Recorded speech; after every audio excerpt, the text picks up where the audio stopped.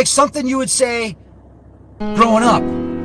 You know, like, man, I'm in a tree house. This is awesome. I can see trees all around me. I got a telescope. This is rad.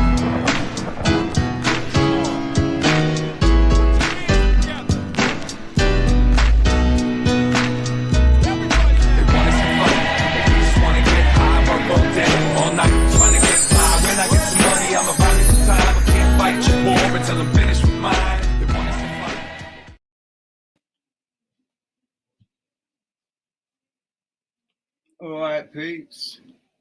How's everyone doing? I'll just start off with a nice, make sure everybody knows where they stand. Know where you stand anyway. But just for the purposes of YouTube, anybody new not watching the channel, either live or on a replay, I do not support the current thing. I will speak facts and opinions that do conflict with the official narrative spewed out by the corporate hacks and lackeys and adopted by most of the brain-dead morons out there. I am a living man, and I am not a fictional corporate entity that is legally called human, and I reserve all of my rights given to me by the creator of this realm, or creators. Anyway, it's enough of that. It's enough of that silliness. How's everybody doing? You all right? Just been watching Paul. That was brilliant. Love Paul. I love his work. I love his brain. I'd love to sit there and chew the fat with him. Catherine O'Connell, great to see you. It's been ages. How are you doing? Sherry Ives and just JP, Brian Evans. And Andrea. And that's hardly you that's chatting. Oh, Crypto Alchemist, Bernie, dude. Are you about? Burnster. Tell you what I'll do.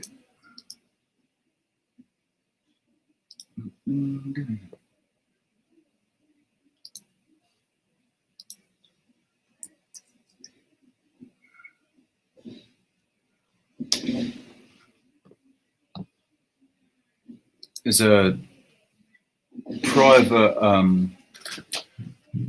sent you a private message, Bernie. If you're in, I've sent you a direct message and Signal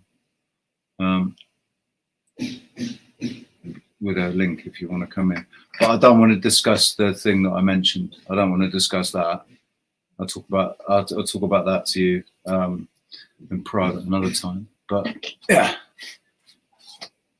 I look younger. Yeah, it's the camera. Trust me on that. It's the camera, and it's the light, and it's the fact that I'm not. You're not stood in front of me. Because trust me, Catherine, I caught my reflection in the mirror a couple of times, and the crow's feet that I'm starting to get. So I'm not looking younger. But do you know what? I'm good with that. I'm really good with that. Lev Kung Fu Shaolin, how you doing? Welcome. Paul from Newcastle. Hey, buddy. Good to see you. So that was a brilliant, brilliant stream from Paul, as always. But I love what he's saying. Timber Traveller, how you doing? I love what he's saying about the toroidal field. And yeah, aura. Maybe they're not giving us the full story on anything, are they? So it makes sense. Makes sense that your aura is your toroidal field. And Jason Brashears agrees that he calls it your informed energy field, isn't it, or something? Universal informed field. The more you know, basically, the more useful, like the more information that you can assimilate into your understanding or understanding, whatever you want to call it. And I said, like, you know, how some people stand out more than others.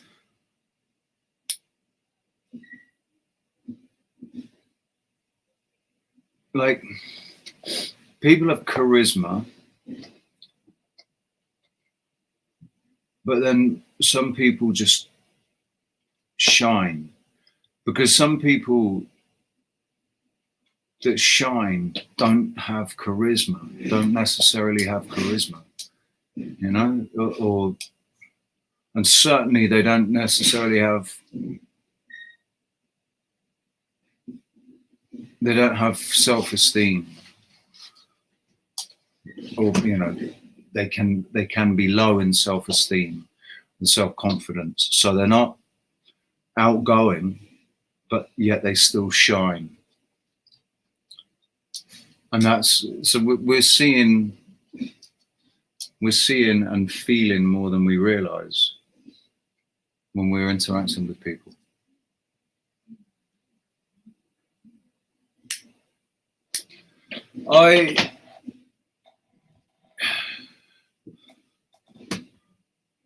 So they've got their theories about where memories are stored in the brain, haven't they? And they say that memory is stored in DNA. And each strand of DNA is capable of holding all the libraries of the world in it, or something. Good day to you, Kiwi MacArthur. Grand rising.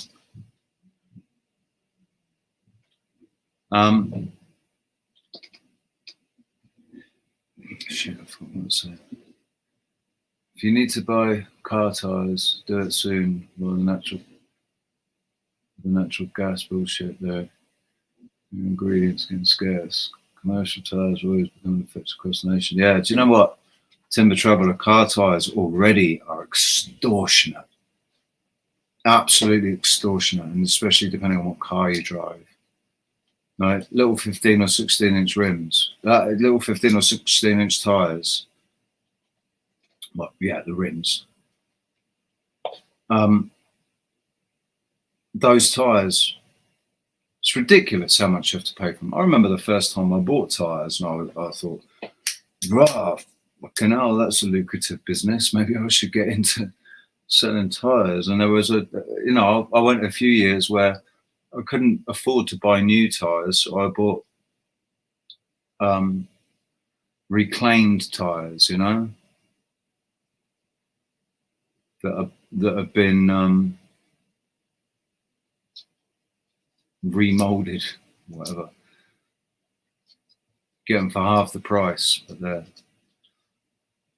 they last half as long.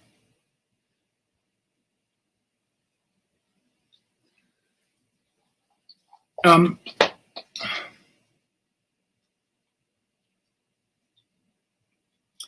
what I was saying. There's some reports that home insurance in Florida will reach 10K per year after the hurricane. The thing is, a lot of places, like, so I watch, I can't remember what his name is, but he's that philosophical physicist type guy, the bald guy with tattoos, who always sits with the fire playing on his monitor screen. He's got a place in Florida, and it's been destroyed, apparently. His neighbor has been sending him pictures and stuff, and he's heartbroken because the insurance for, like, basically for hurricanes was ridiculous, and he couldn't afford it. So he didn't have any hurricane insurance. And I think that's going to be the case for a lot of people, especially now. How many people will have let their insurance premiums lapse because they needed to buy food and fuel? I think that's something that Americans really need to sort out, right? Petrol is not gas. So going to put gas in, although you can get gas cars, right? It just makes it really confusing. When you're talking about gas, are you talking about petrol or are you talking about gas? Because they're two different things, man. It is a scam, Catherine. It's all a big scam.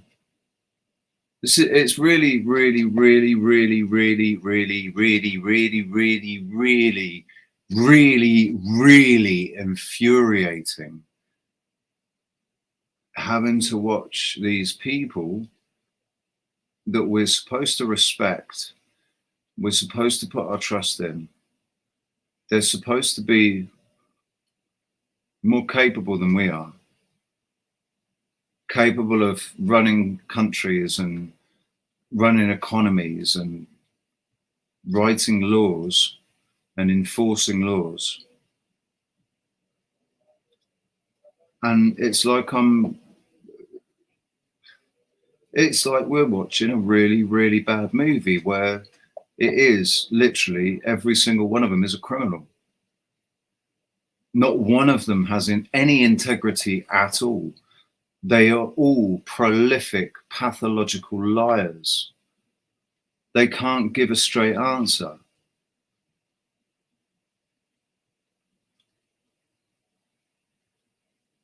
Bernie, I sent you a link, mate, I sent you a link to the StreamYard in Signal. If you fancy joining. I'm watching what's going on in Canada, in Quebec, with this rhino. You know that he's a kiddie fiddler. You can see it in his face. He's probably got gigabytes on his computer of things that he shouldn't have. You know that he's corrupt to the core. And he's just put out like last week, his campaign video saying, vote for me, vote for me. I'm the one to vote for, man. And it's like, oh yeah, vote for me and I'll give you money. Like $400. I'll give you $400 if you vote for me. After you've voted for me, I'll give you $400. And if you're an old person, I'll give you $2,000. After you've voted, I'll give you $2,000.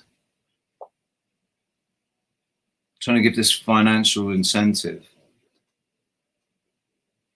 to vote for him. And I'll lay money on it that if he does actually get voted in, he won't give that money. He'll find a reason not to.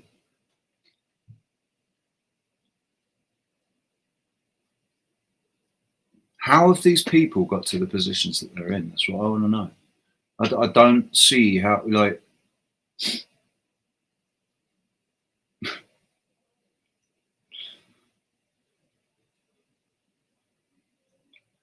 I must have had my eye off the ball for so fucking long.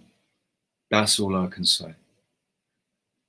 No, we all had our eye off the ball.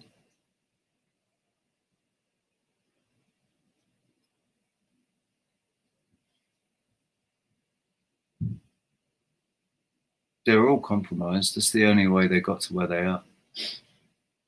That's the point. The whole reason this exists is because of money.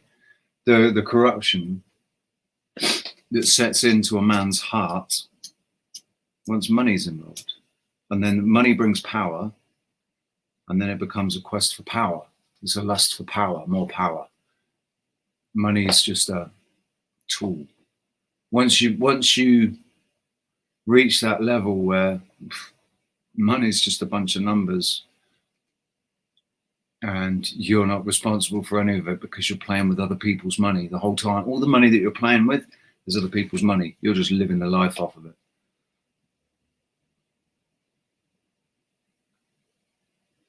that's when the corruption sets in.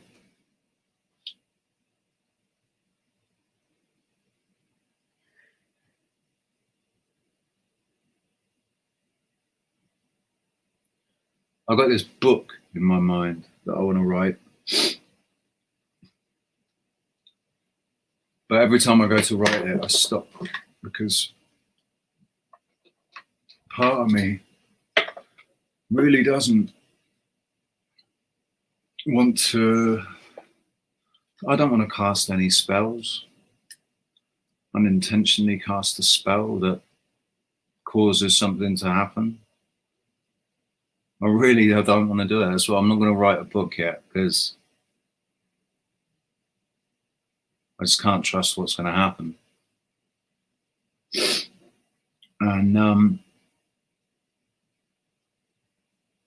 And it's also obviously it's a movie in my mind. What would I do if I was directing this movie? If I was actually directing this movie full on, what would I do? Nobody's doing it.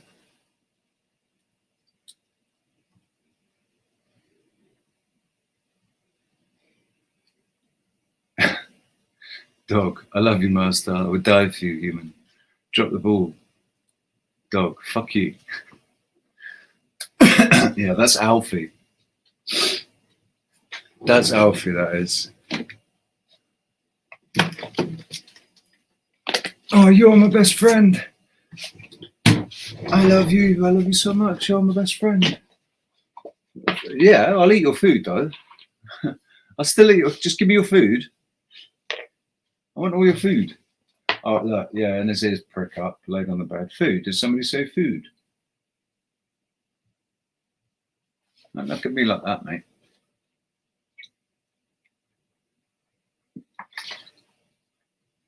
It's like my invisible bottle.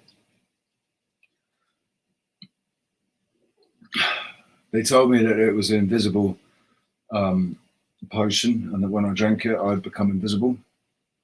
But I can still see myself on camera, so it's obviously not working. Hey there, Anne-Marie Sarsfield. How you doing?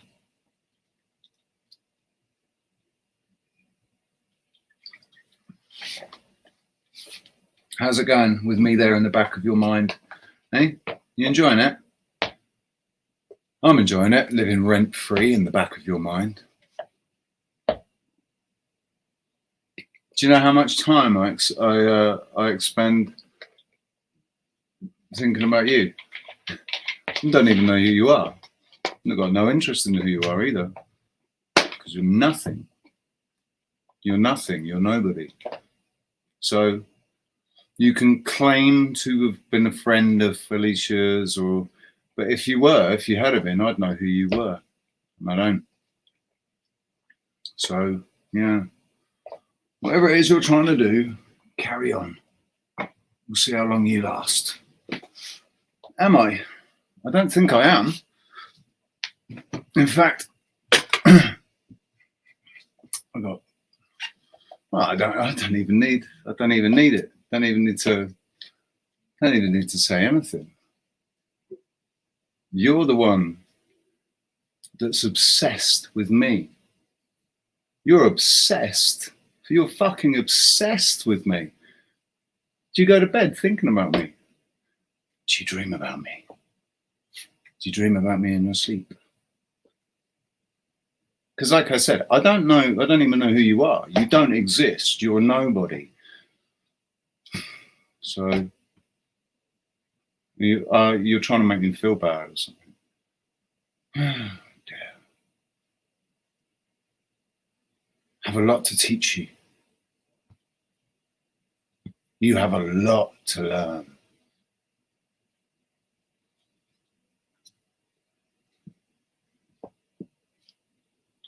Two watching, one is me. Nobody likes you. Nobody likes me. Yeah.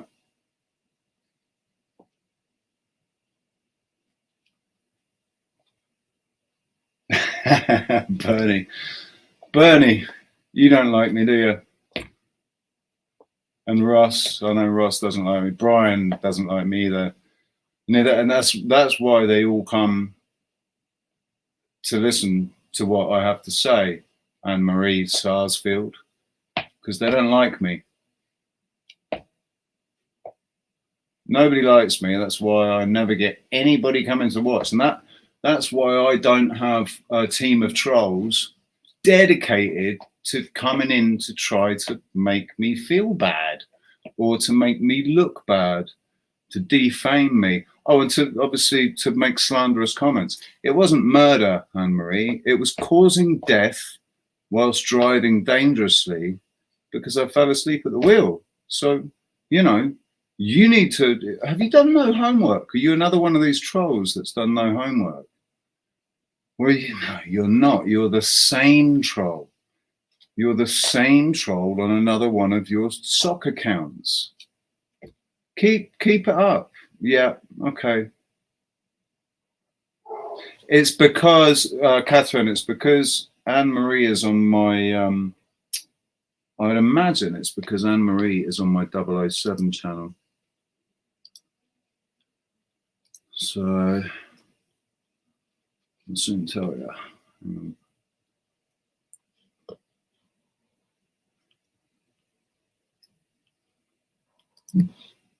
Yeah, Anne-Marie's in my 007 channel. So thinks that oh dear. Squirrel dude. It's not like they're not even worth it, man. JP, you are on your own in there pretty much. Well, it's you and Anne-Marie Sarsfield. But yeah. And Squirrel Sniper as well, who's just sitting in the background with his wrench.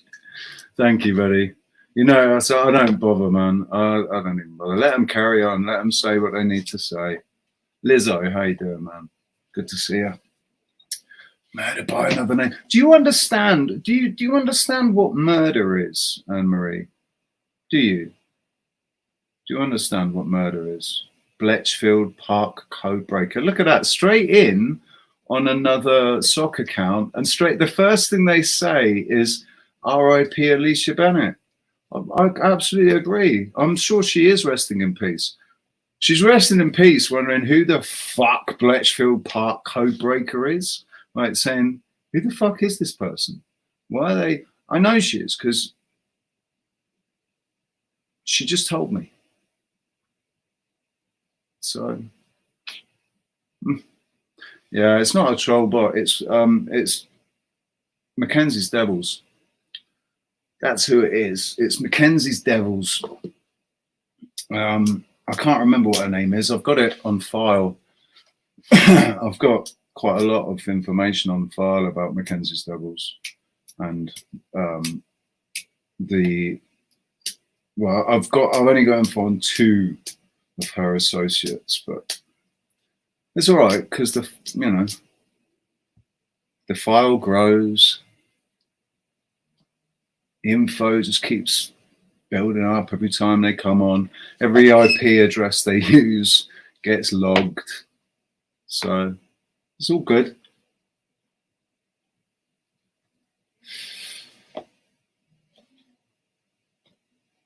Yeah, these ones they're the same as the Hoaxstead trolls, Catherine. They've come from Brian's channel. They've come straight from Brian's channel because I was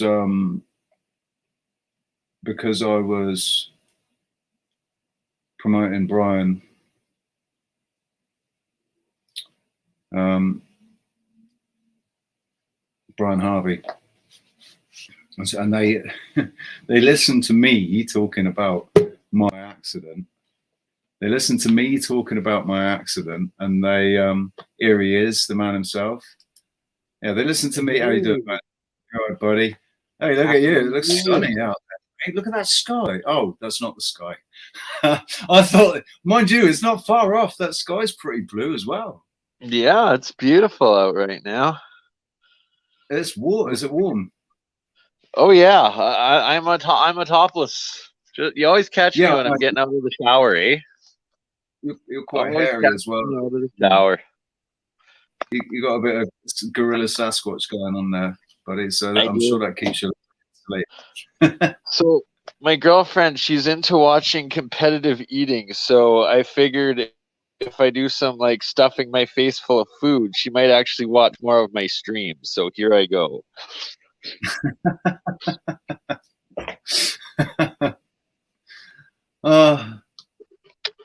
So hang on a second. Sorry, man. I've got these. I've got this. Juicy. Yeah, it's one of my. I love watching people eat online, dude. What's your dog's name again? Why can't I fucking remember? I couldn't remember yesterday. T2. T2. Because he's T2. Tito 2. Tito That's 2. T2. Here's a T2. Wait. There we are. The Years Wommins. old. Hey, the Wommins. It took you a long time to find the other this other channel, didn't it? Took you a long time. You're really bad at your job. Do you know that? Am I still there? More Really competitive eating. bad at your job. What is that? Is that melon?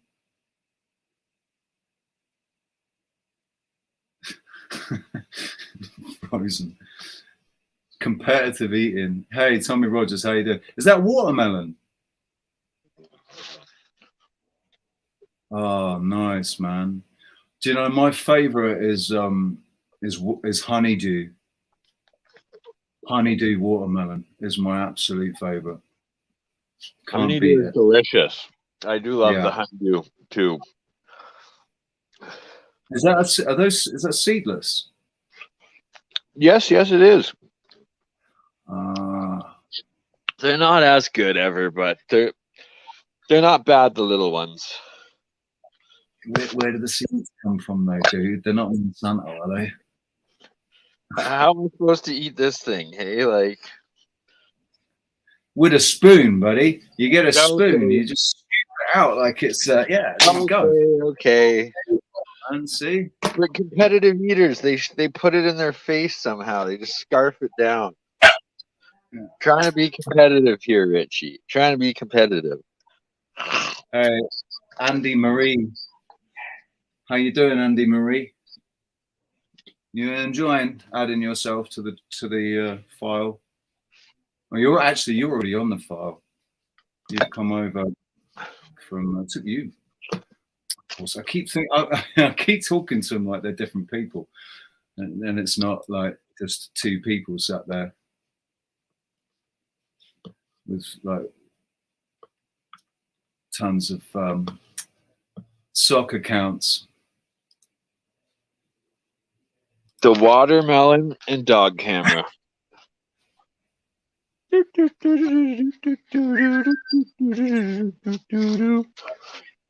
His head comes up like, "Are you filming me again? What do you want me to do?" You're gonna become a star. Yeah. How much does T2 weigh?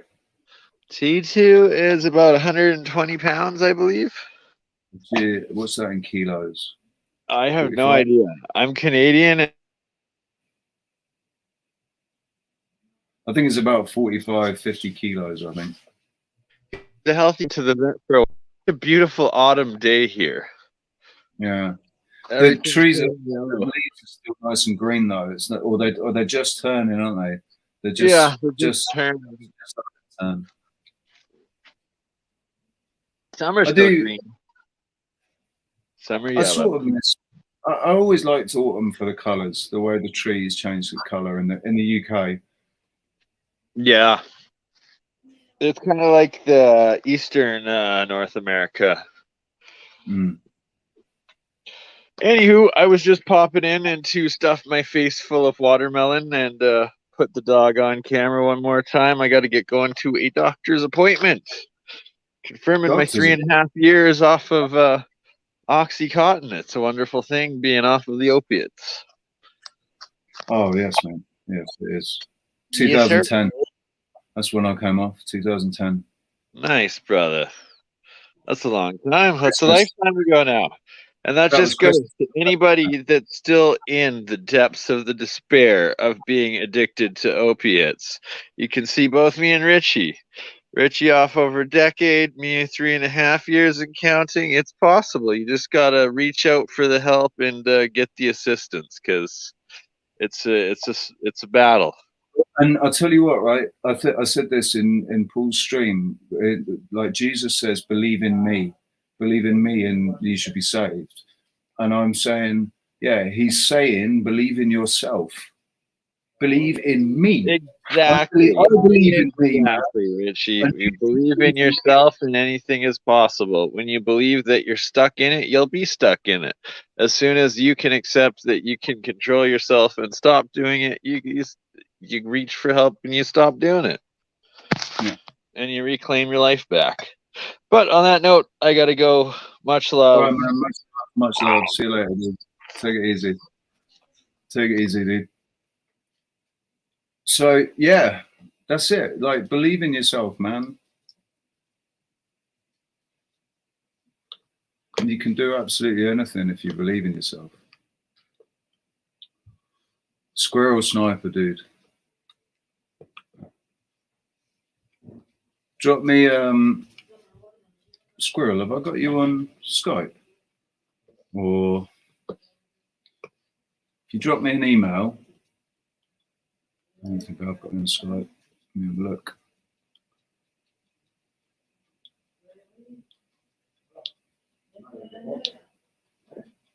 Yeah. Squirrel, if you drop me an email, I'll drop you a link. Caucasian Sasquatch, buddy. How you doing? Actually, no, do you know what? Fuck it. I'm just... yeah, if my trolls want to try and come on, let them do it, man. Let them do it. Fuck it. Sasquatch, buddy. Tommy Rogers, how you doing, mate? Yeah, there you go. There's a link.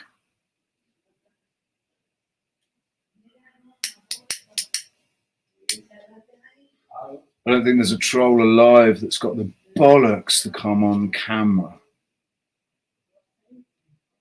Not one has got the bollocks to come on camera. That would be hilarious.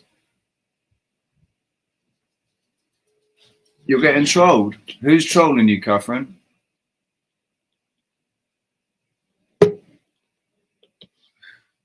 Who's trolling you, babe? Hey, Sasquatch. Hey, buddy. How you doing? Give me a second. I just got to go. Go ahead, see. man. I want to show you something. Go ahead. It's gonna take me a Catherine. second. There you are, babe. I don't know who's trolling you. Kiwi.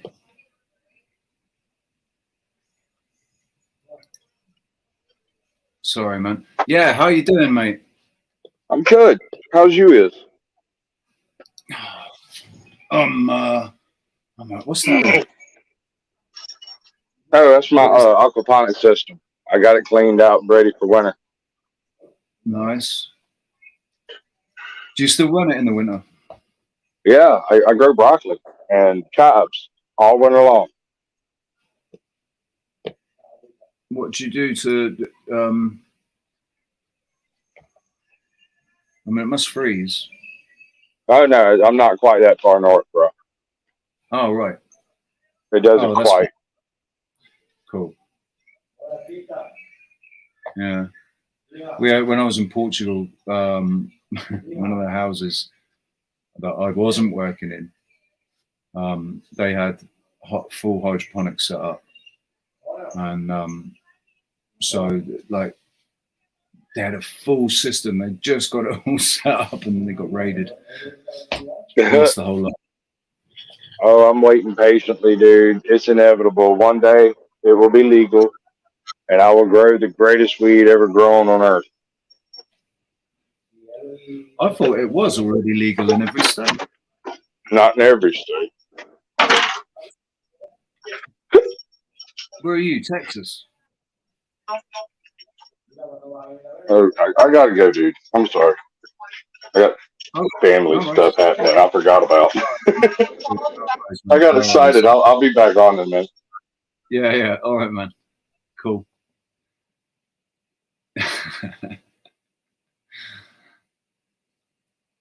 So, yeah. Squirrel, dude. All right, no worries. Just closing up the workshop. No worries, mate. She got kicked out, Catherine. I went and had a look. I forget who it was, but she got kicked out. Who is she? Where's she come from? Why is she trolling you? Like that's ridiculous. Like you don't make content, do you?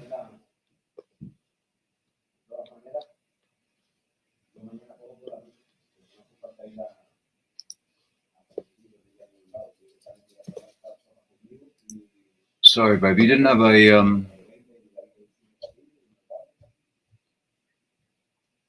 you didn't have a wrench because it's a new channel, isn't it? But you're not even you're not making any content. Why are you getting trolled?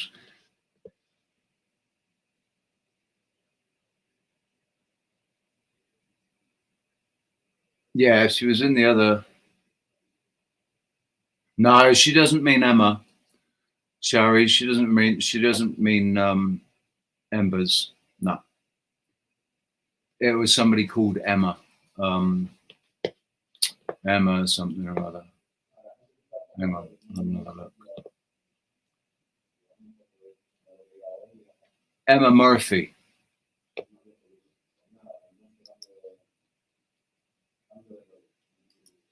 She was timed out.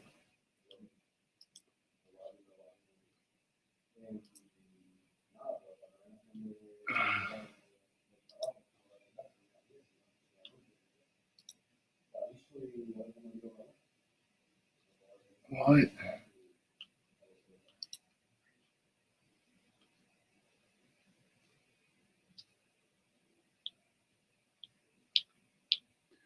Well, she seems quite interested in where you're from, doesn't she? You bloody Irish girls.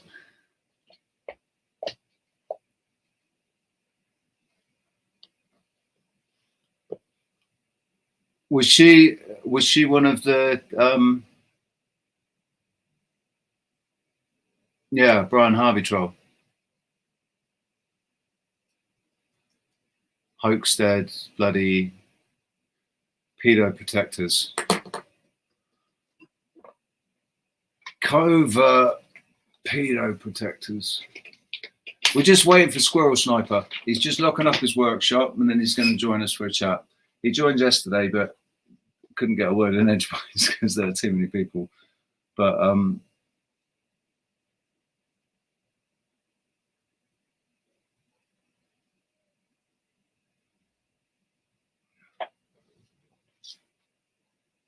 old uncle, how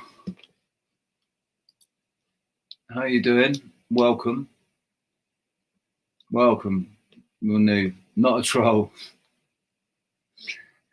Well, listen, you're gonna have to forgive me for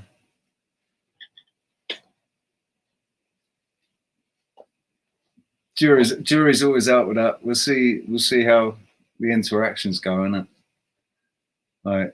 But no, I'm sure you're not, mate. As you can see, though, I do have trolls. They like to come in. They like to come in and act like they're something that they're not. What can you do? Here he is, the man himself, Mr. Squirrel Sniper. How you doing, buddy? Hello, mate. You all right? Yeah. It's a Is lot my quiet mic tonight. fair enough? It sounds good. I've got my my little one here. He's just heard some squirrels. Oh. Oh. Is he golden retriever? Yeah, he's got one of them little collars on his head at the moment because he scratched his head on some barbed wire and then it's healed up, but he keeps scratching it with his back paw and it just gets bigger and bigger and bigger. So now he's got it on for a week. And I took it off last night thinking it was all right and it's all scabbed over and everything, but it only took 10 minutes. And he's taking it off again, so he's got it on for another week. Silly thing, but They're not, whenever they've got anything, when they're not meant to chew it and they just can't stay away from it. yeah, Or scream up. he was a chewer when he was a little pup. He used to take all the chews, all the chair legs, everything. But then he stopped. You know, all of a sudden he just stopped, and now we take him out for a walk, and he'll just want to sniff everything. We don't actually walk very far. You know, we can do a 10-minute walk, take an hour, and he's just using his brain. You can see he's using his snout, and you know he's exhausted. And then there's another squirrel. Another squirrel was here, and he went over that way. yeah. You know, and this was like 3 days ago. Yeah. You know. But yeah, I do let him off, and he goes off, and you know he does come back. He's quite good, but when he does see something miles away, he thinks he can get it, which is the other side of the field. You know. But other than that, you know, he's all right. Does he listen though? When you yell at him to stop, does he listen? Oh yeah. Does he... Oh yeah. No, definitely. He knows when he's being really cheeky as well. You know, he occasionally he'll take the slippers outside, and then he'll have a bark, like, you know, come and see what I've got. You know? So he's still a little puppy, really, to heart. The way they look at you, and the way they sort of put it like this. You can never go at me. You can never go at me. Come on. I'll try and be a 6-month puppy again. Look, you know. Yeah. But yeah, no, he's lovely. He's very protective with the kids as well. So you know, Golden which is retrievers good. are awesome. We had two. Yeah. They were family dogs. We had one called Wurzel, and then when Wurzel was about 2 or 3, we got another puppy called Buster. Yeah. And when Wurzel was 5, Mum and Dad had him put down because he had epilepsy, and the medication they were putting on made him aggressive, and so down. He wasn't himself. Yeah. We kept Buster. We had Buster for another. Buster was 15 when they finally had him put down when he was 15 because he finally got epilepsy as well, and he's aggressive because of the meds that they put him on, and they finally sort of put him down when he was 15. And I was really, I was fucking heartbroken, man. I didn't live at home anymore, but I said to my parents, like, don't expect me to come round again. I'm not going to be there. Connection as well, you know. It's a connection to your family. Is your pets, you know. Even if you don't get on with your family, you always got on with your pets, you know. Yeah. So, you know, I've always had animals. I had my cat as well. My cat, like, he's gone now as well. They had him put down. They're fucking obsessed with putting animals down, man. My mum was exactly the same, but then she then went into getting rescue animals that had been through, you know, a bit of trauma themselves, and she's got a very calming kind of lifestyle. You know, and she's turned quite a lot of dogs, you know. I think she had 3 or 4, and she's pretty old now as well, you know. And she still looks after a few of her friends' dogs when they, you know, go on holiday and stuff like that. And she's always, you know, always keen to keep in with, you know, animals and stuff, because it's very important, you know. Even if you're not caring for someone, you're caring for something. Yeah. You know, I think animals are an essential part of being a human. It helps you along, you know. And even, you know, you've got the construct of killing things to survive. You know, I think the mass production is the problem. You know, that is just where the crunch of the matter is. You mass know, production is a mass kind of a production. byproduct. It's kind of a Yeah, byproduct but of it's not a capitalism. byproduct of what we want. It's what's been forced on us. Yeah, You know, and that's what I'm the saying. generations. But we can change that over generations in time. You know, if we all went back to mixed farming, you know, that's what it's all about. But there seems to be, you know, a huge kind of knife that cuts any kind of idealistics of making it into a good world, you know, and going back to this non-carbon thing where everyone is going to be fucked. Oh man, You know, this non-carbon joke. It's a well, joke. we're made of carbon, so where does that put us? Carbon dioxide. I mean, like, all right, if it was carbon monoxide, then we could say, yeah, all right, carbon monoxide is bad. But they're talking carbon dioxide. They're talking about the food. They're talking what's already in the atmosphere already, which is the largest part things of that make. But anything that's green lives on carbon required. dioxide. Exactly. It requires It carbon dioxide turns for that into exactly. photosynthesis. I mean, there are reports, right, that all the pollution that China kicks out, all the carbon dioxide that China kicks out, has caused the greenification of massive, massive areas of land. And it's like we all think that they're harming the earth, when in actual fact they might be making it greener. But it's a natural progression in anything else, you know. Yeah, it's mind-boggling, to say the least. You know, and I don't think Charles is going to turn up and do the speech next week at the WEF. I think it's going to be William. No, I think it's going to be William. I think Charles is going to stand down. I think he's going to hand it over to William to take over for the non-carbon thing. So he's going to read scripts because he's got nothing. He's got nothing. William has got absolutely nothing other than the scripts that are going to be put in front of him. I know somebody that was there working as a steward, right? And they said that it was quite noticeable and quite audible what people were calling, what people were shouting at Charles. Yeah. It was very noticeable. And when this person listened to it or watched the news report later, and they saw the same footage of when they were there, but the audio didn't match at all. Yeah. Because apparently we're not the only ones that are refusing, you know, that are rejecting him and saying, yeah, not my king. It's not my king.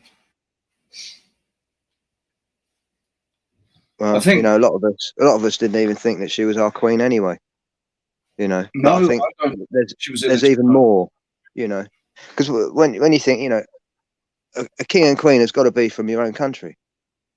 Yeah, no, it's as simple as that. It's as simple as that. You know, and there must be someone with a lineage still to this day that they can trace back, because it's going to be, you know. But of course, it's all been suppressed. That's what's so disgusting. The only king that we can say was English is potentially, but he's possibly a myth. No, it wasn't Arthur the only one that was actually. Well, there was two Arthurs though, wasn't there? Two King Arthurs. There was one in the 5th century, and then there was one in the 7th century, I believe. Maybe I've got my facts completely wrong, but yeah. So maybe that was when they. I don't know. I don't know about Arthur II. But, We should have to ask Ross. all of our kings have been French, German, Yep. Austrian. Like we've even, the thing is, when the Vikings came over, when Rome invaded and the Vikings came over, there was more than one king. There wasn't one king. Oh yes, yeah. There was many. Wessex, It was Wessex, territorial. Yeah, but it was split into like 4 regions or something, wasn't it? There was Well, Wessex. before even then, you know, you had the Magogs that lived on the island of Albany, which was what England was called even before then. Yeah. You know, so Well, but they were completely eradicated by the church, by the Vatican. You know, that was what Constantine was all about. You know, is to go around and eradicate everyone and put their stamp of authority. But that never happened in, you know, after the Roman period. England were, you know, there was some confusion that Romans just left England. You know, they didn't leave England. I don't think they were chased out, and I think that's the bit that's changed in history. They didn't just walk away. No, they adjusted their tactics basically. They retreated. They retreated and come in through the side. You know, they come in through the back door. They've never actually gone away. They've always. But then that's also an art of war where you change the complete religion. You know, of the place that you've taken over, so they can't do it again. You know, you inbreed with them, so they can't kill their own kind.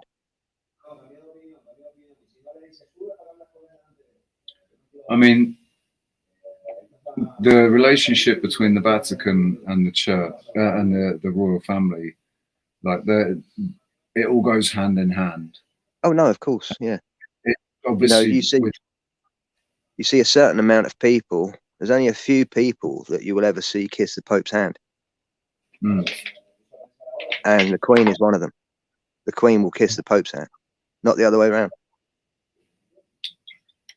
And then the Pope will kiss the Rothschild's hand. You don't see the Rothschilds kissing the Pope's hand. And people completely miss it. Yeah, no, exactly. The significance of that. And it's hidden in plain sight. You know, it's right there. You know, everyone knows no one's allowed to touch the Queen. You know, from all the celebrities that I've seen, they've always said, you know, you mustn't put your hand out first. The Queen will put her hand out, and then you shake the Queen's hand. You know, so for them to see the Rothschilds grab the Queen's arm, pull her arm into his hand, makes you think, hang on a minute, something a bit strange going on here. You know, with it's not a title, but then again, I don't think the Rothschilds are, you know, they're just the ones been put in the forelight. You know, maybe there is another lineage, another bloodline behind them that are using the Rothschilds to keep themselves. The Rothschilds are like the front man. They could be the scapegoats, you know, and they'd be willing to do it because they're the ones that are running the show, or looks like they're running the show, but in fact, maybe they're not running the show. Well, because their arrogance will say that, you know, that they can still win, that they can still, you know, it doesn't matter. They'll still come out on top. And they're playing a long game. Yeah, it's always a long game. It will be a long game. It's generational, the game that they're playing. Whereas we have our job planning anything for, you know, more than well, they must know. They must know all about these resets. I mean, fully. I mean, because they work with the like I said, that's. I mean, that one of the reasons they go hand in hand with the Vatican is because that whole story, the entire narrative, is all bullshit. It was all implemented at the same time. It's the one that they've been perpetuating, and it's this bullshit narrative that the God of the Bible granted the Pope and certain lineages, certain bloodlines, dominion over everybody else. Yeah. And if you follow the Bible, then you've got to follow that command. You know. Yeah. But it's I think the way this reality works is that whatever paradigm you subscribe to, that's the rules you've got to live by. And it's so long as you live by those rules within that paradigm, you know,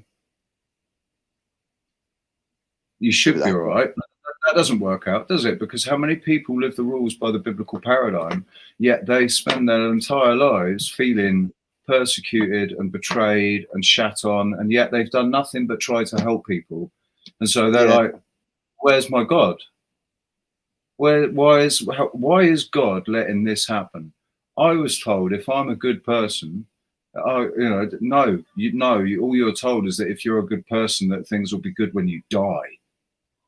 Yeah, I mean, when you go through something traumatic like a battlefield, or you know, you've got through the other side, and you're sitting there, and you're looking back at what's just happened. It's, you know, because you were putting yourself at risk, or you're seeing so many things that you wouldn't normally see.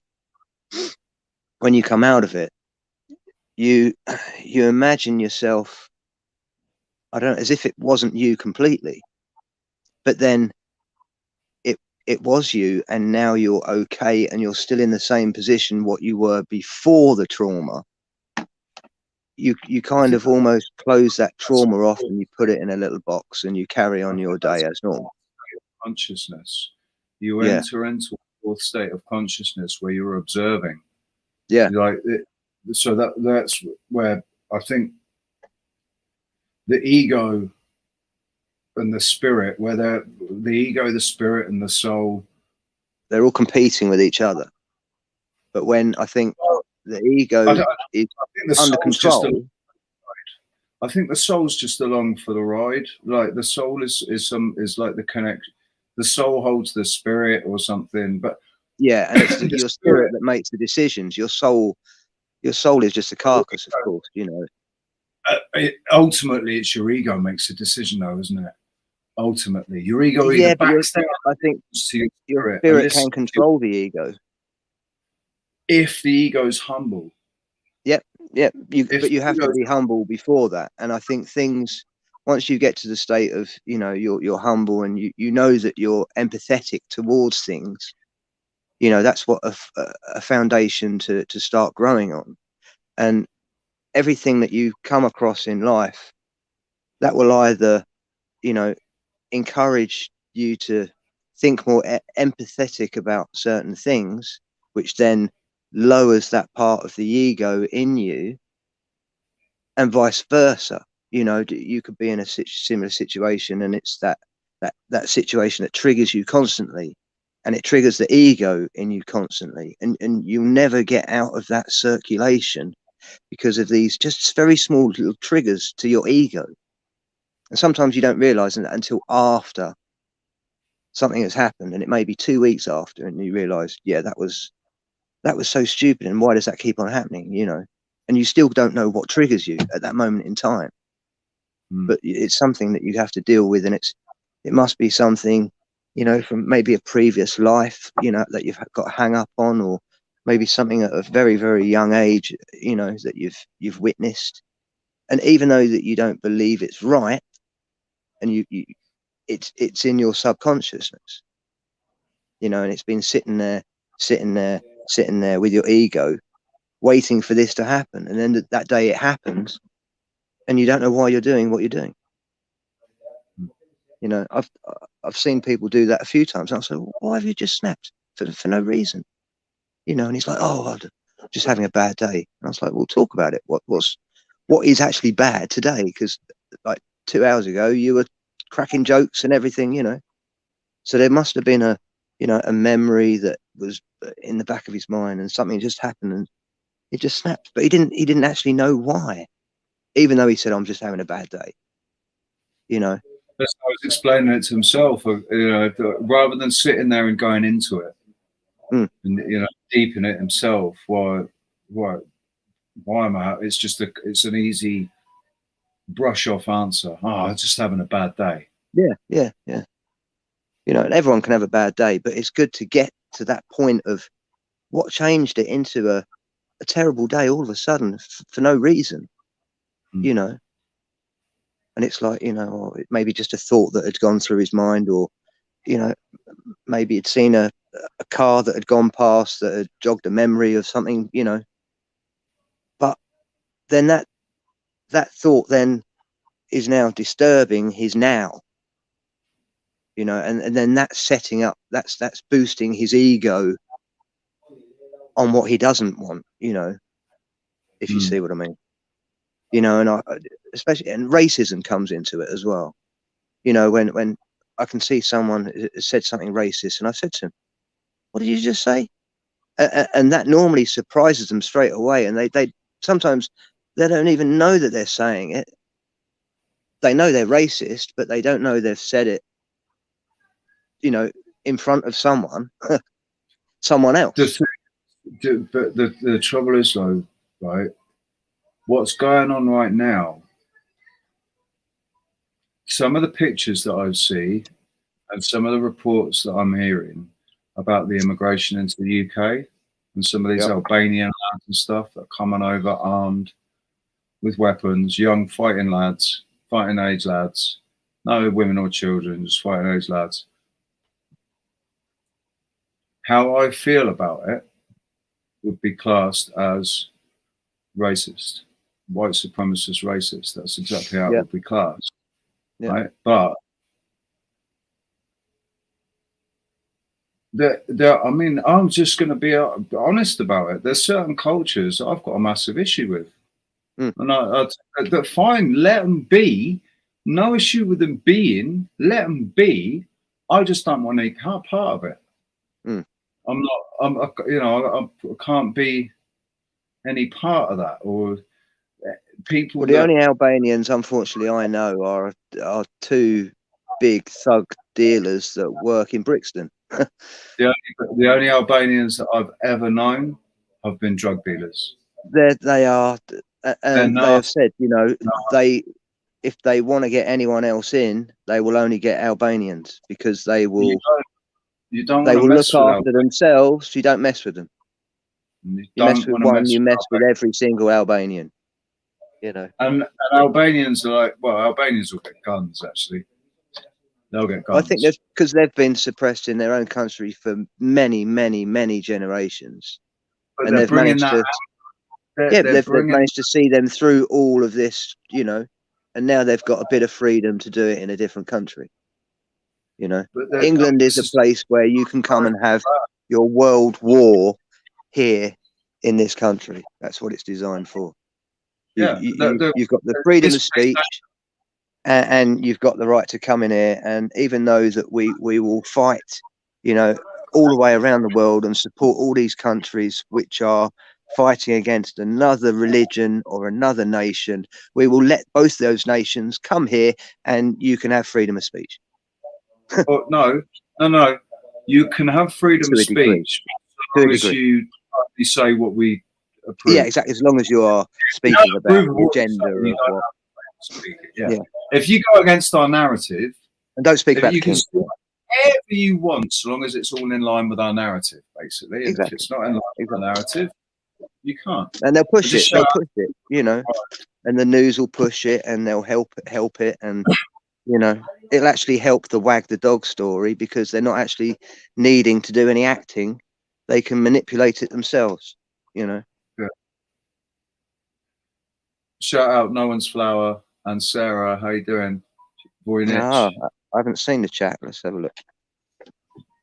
Voynich. So he was. Yes, Sway Electrics. Jace, how you doing, man? Good to see you.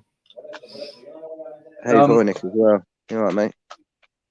Yeah, the freedom of speech thing, man. Unbelievable. People, like I said, everybody's had their eye off the ball. They've taken away all of these liberties and rights and changed the playing field, changed the rules while everybody's looking over here. And they're also dumbed down, and it must be the fluoride and the chemtrails, man. Whatever they're spraying in the air, whatever they're putting in the water and the food is had sufficient effect to just, I know back in the 80s, man, if any of this shit had gone on in the 80s, nobody would have stood for it. No. We would have had millions of people out on the streets, and not just in London. They would have been out everywhere if they tried to pull the shit that they're pulling now.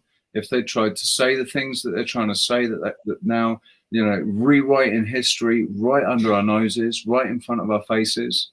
Yeah, but they've had 40 years. They've had 40 years to hone all their skills, mate.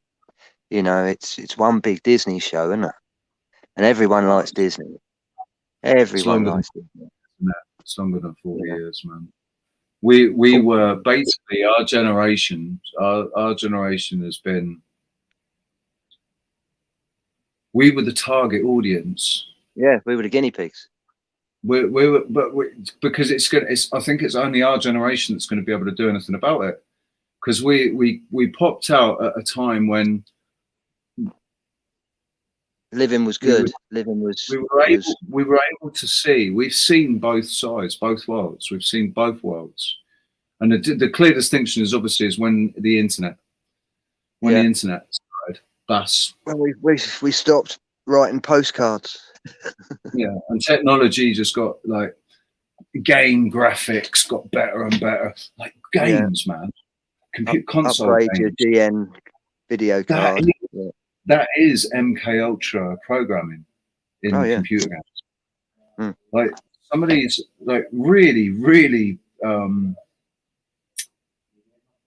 really graphic, shocking, gory, bloody storylines where you're getting betrayed all the time, and you know, if you get connected and invested in the characters, which is easy to do.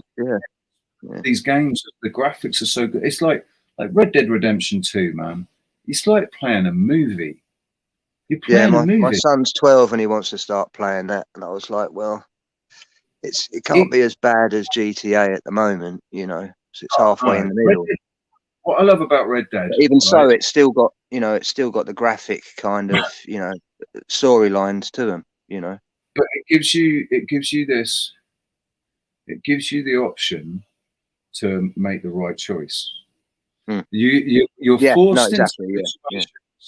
You're in a situation where basically, because of you're living as an outlaw, and as an outlaw, it means that you do have to, you rob places, you hold people up, but you can go through the whole game not shooting an innocent person. Yeah, you can just follow the storyline and just shoot the villains who you're supposed to shoot. Yeah, exactly. Just shoot the people that you're supposed to shoot. Storyline. Otherwise, I've completed that game. I don't know how many times. At least 6 or 7 times I've completed it, and every single time I start the game thinking, maybe I'll do this as a bad guy. Maybe I'll just shoot everyone. You end up just doing karma. You get karma. GTA, like GTA. See how many police, you know, shields are after me, whatever. But every single time, something in me won't let me do it, because something in me says, doesn't matter. It's just a game. This is a moral choice. And then there's another little voice going, yeah, but it's just this. Look. Just play it out in the game. Just see what it's like to be a bad boy in the game. And I think, yeah, but that's opening the door. And if I open the door,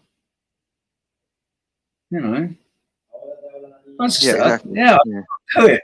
I laugh at myself because I think, you know, for fuck's sake, Rich, it's a computer game. But it doesn't matter what game it is. I always feel bad when I kill animals, computer generated animals. I feel bad when I kill them. Well, it's a weakness.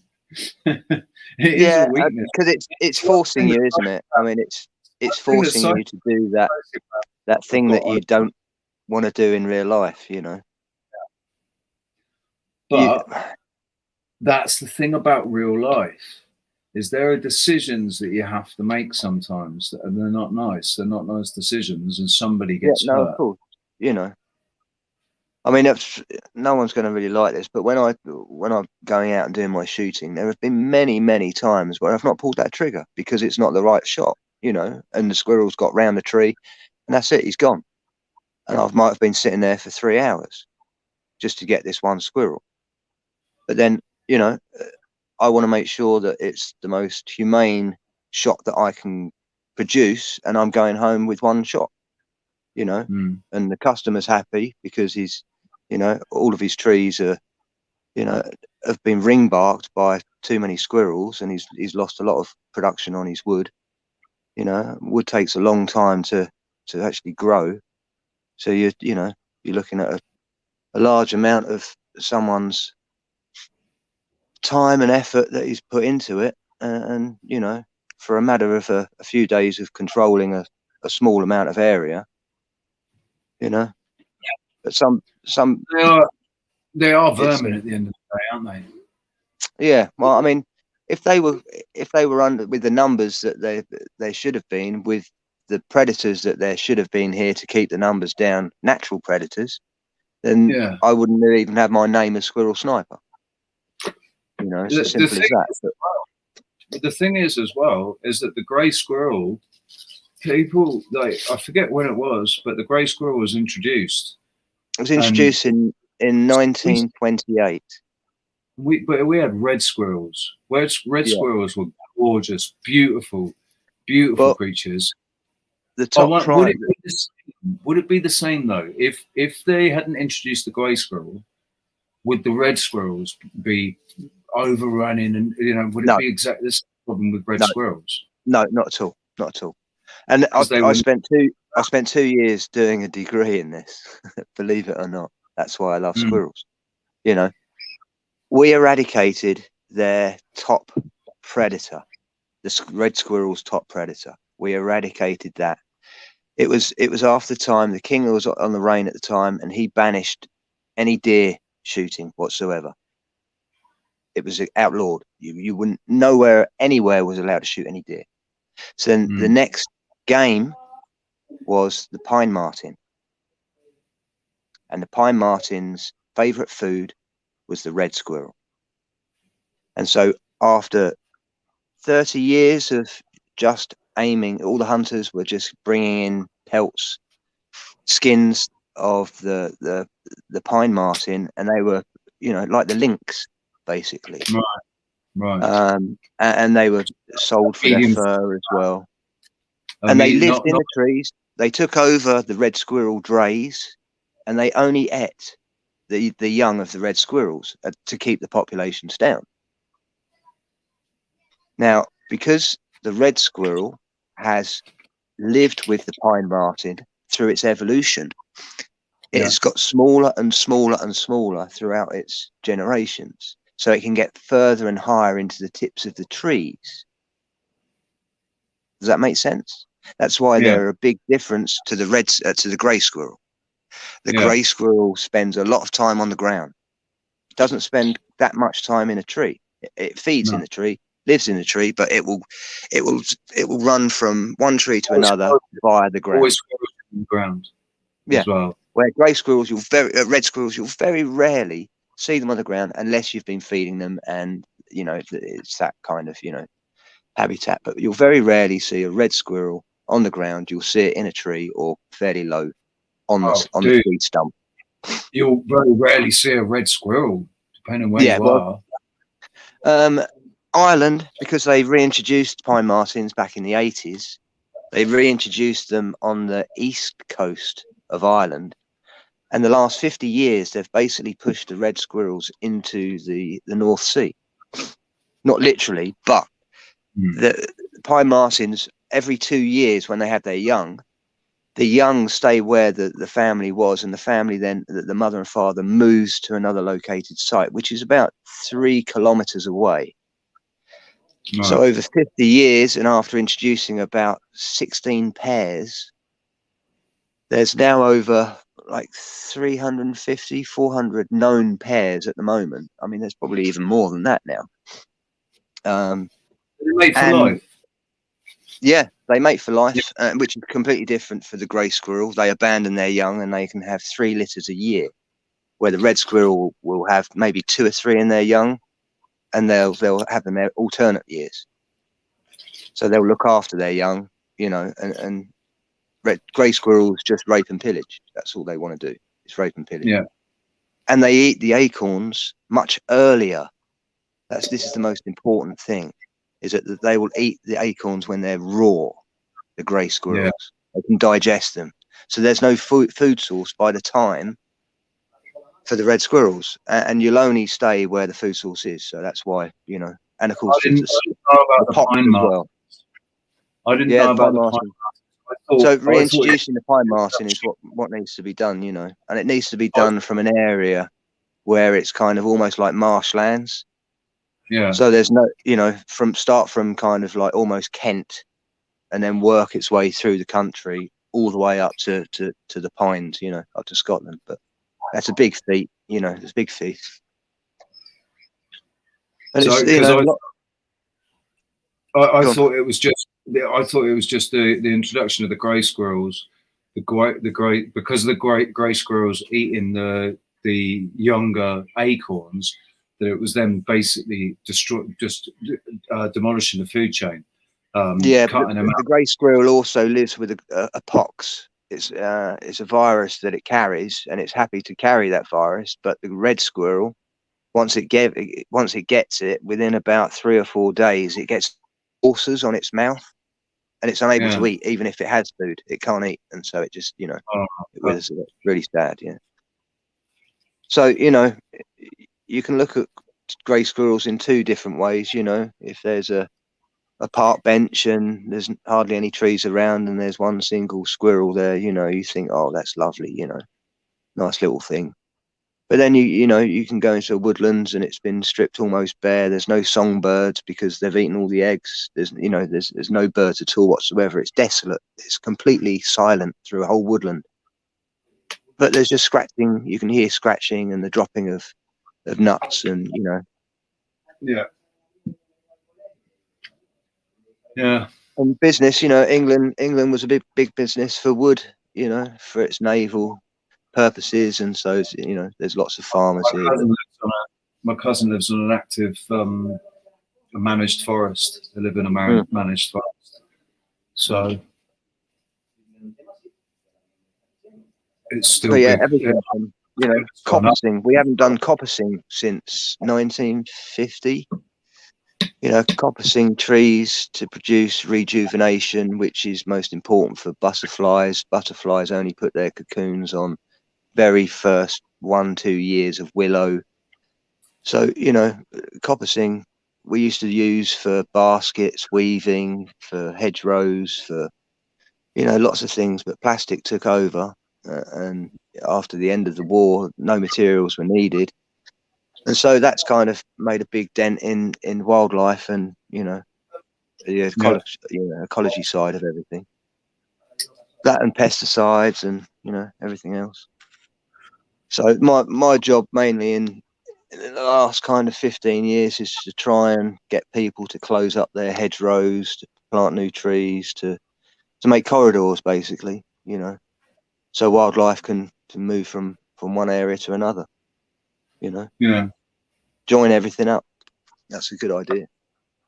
Instead of having, you know, pockets here and pockets there that just... There's a way for us to live in like a symbiotic relationship with Mother Earth and everything that's here, where we live a really... We use what's given, you know, we use what's given to us. We need. You know, yeah, it's as simple as that. everything gets rejuvenated. Everything from the water every day.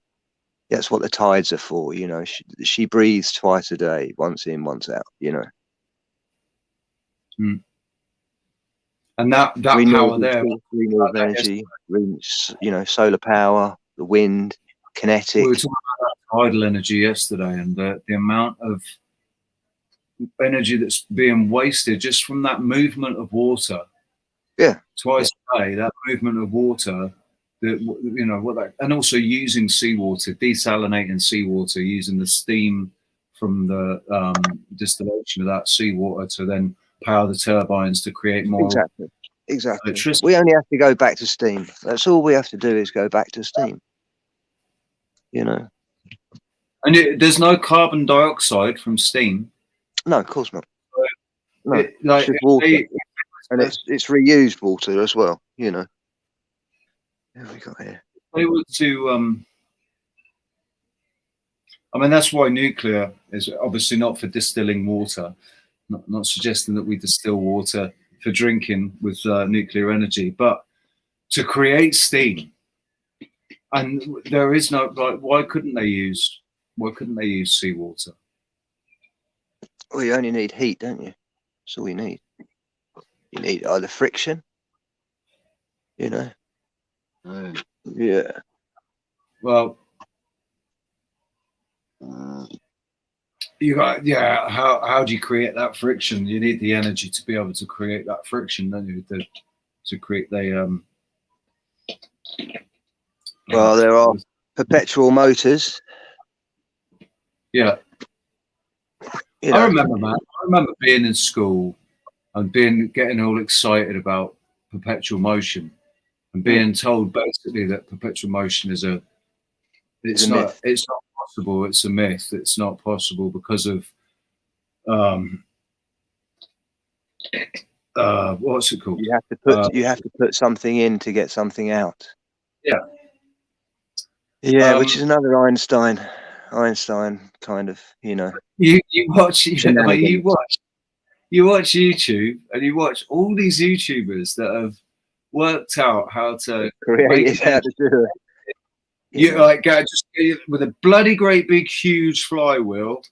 Now just get it started. All they have to do is get it started, and then boom, it's gone. It's away. It's constantly powering itself just from the, you know, just this bloody great big flywheel going around. Perpetual energy, and you're powering up 2-3 power drills, no problem, like getting good voltage out of it, 240, 250 volts, using transformers. And I wish I'd got into electric. My dad was an electrical engineer, but he went into microelectronics. Yeah. And I just always had this fear of electricity. Yeah. I've been electrocuted and it fucking hurt. And I was just like, I remember one of my youngest childhood memory was sticking up, because my dad's in the film industry, and because of course I was obsessed with the TV and what was being portrayed through the TV, because my dad worked for the TV, you know. I wanted to see where the pictures were coming from. So I remember tracing the wire all the way back to the plug. I pulled the plug out and I got a screwdriver and I put the screwdriver in the plug. And then my dad found me the other side of the room, you know, sitting on the floor with my head standing up. And I was kind of like, yeah, so that's quite dangerous then, you know, from a very young age, you know. And then I remember taking into school a capacitor that I managed to get from an old cinema projector. And this had 20,000 volts inside this huge thing that, you know, I took in my bag, and it had a big rubber cap on the top of it. So I knew it was safe to carry, you know. And I took it into school. I must have been about 11. And I showed the science assistant at the time, and she went white when she read exactly what the voltage was on it. and it was in her hands, even though it had the rubber top on it. She was shaking, and I was like, "It's okay, it's safe. It's got the rubber top on, you know." And I was like, "She's the scientist, you know." So you know, well, not the volts. It's not the voltage that kills you. It's the yeah, ampage. the ampage, yeah. And you know, she did say, you know, when she showed the actual science teacher, he said if you touched this, you'd be dead instantly. You know, it was a ridiculous amount. But that's what needed to power these big. There was 6 of them in these big old 35mm cinema projectors. So I didn't think they'd missed one, because you know. I remember because I did the lights for the for drama in school. I didn't want to be actually. I didn't do drama, but I loved like doing the post production and post production. So backstage. I remember backstage the fucking huge, great big power. You know, the fuses and the great big blue plug. 110 kVA. Bloody industrial stuff, man. And 2 hands to put the plug in. Yeah. Always nervous around there, man. Always nervous. I think it's that seeing my dad drilling into the wall and then getting blown over to the other side of the room when he hit the wire. And me, I never had an electric shock. That is so unlucky though. That really, you know, it's like buying a lottery ticket. You think of it that way, you know, unless you're standing directly above the plug socket. I think, I mean, it depends where you're drilling, but I think he was basically kicking himself for not getting one of those things that you put on the wall. Yeah, exactly. The detector things. I think he bought one after that, and it didn't. I think it didn't make sense. The way they'd wired it didn't make sense. No, that's what I mean. Yeah, you'd look at it and you think, well, it's going to be at least coming along there, either along the top or down the bottom, you know, but not right in the middle of a wall where there's no plug, there's no lights, there's nothing, you know. I think that's what it was. It was like it was near the door, near the front door, and he was expecting it to be going up the door frame, and then as close to the door as possible. Yeah, they'd gone into the middle of the wall and straight up, and so he's drilling over here. Anyway, it was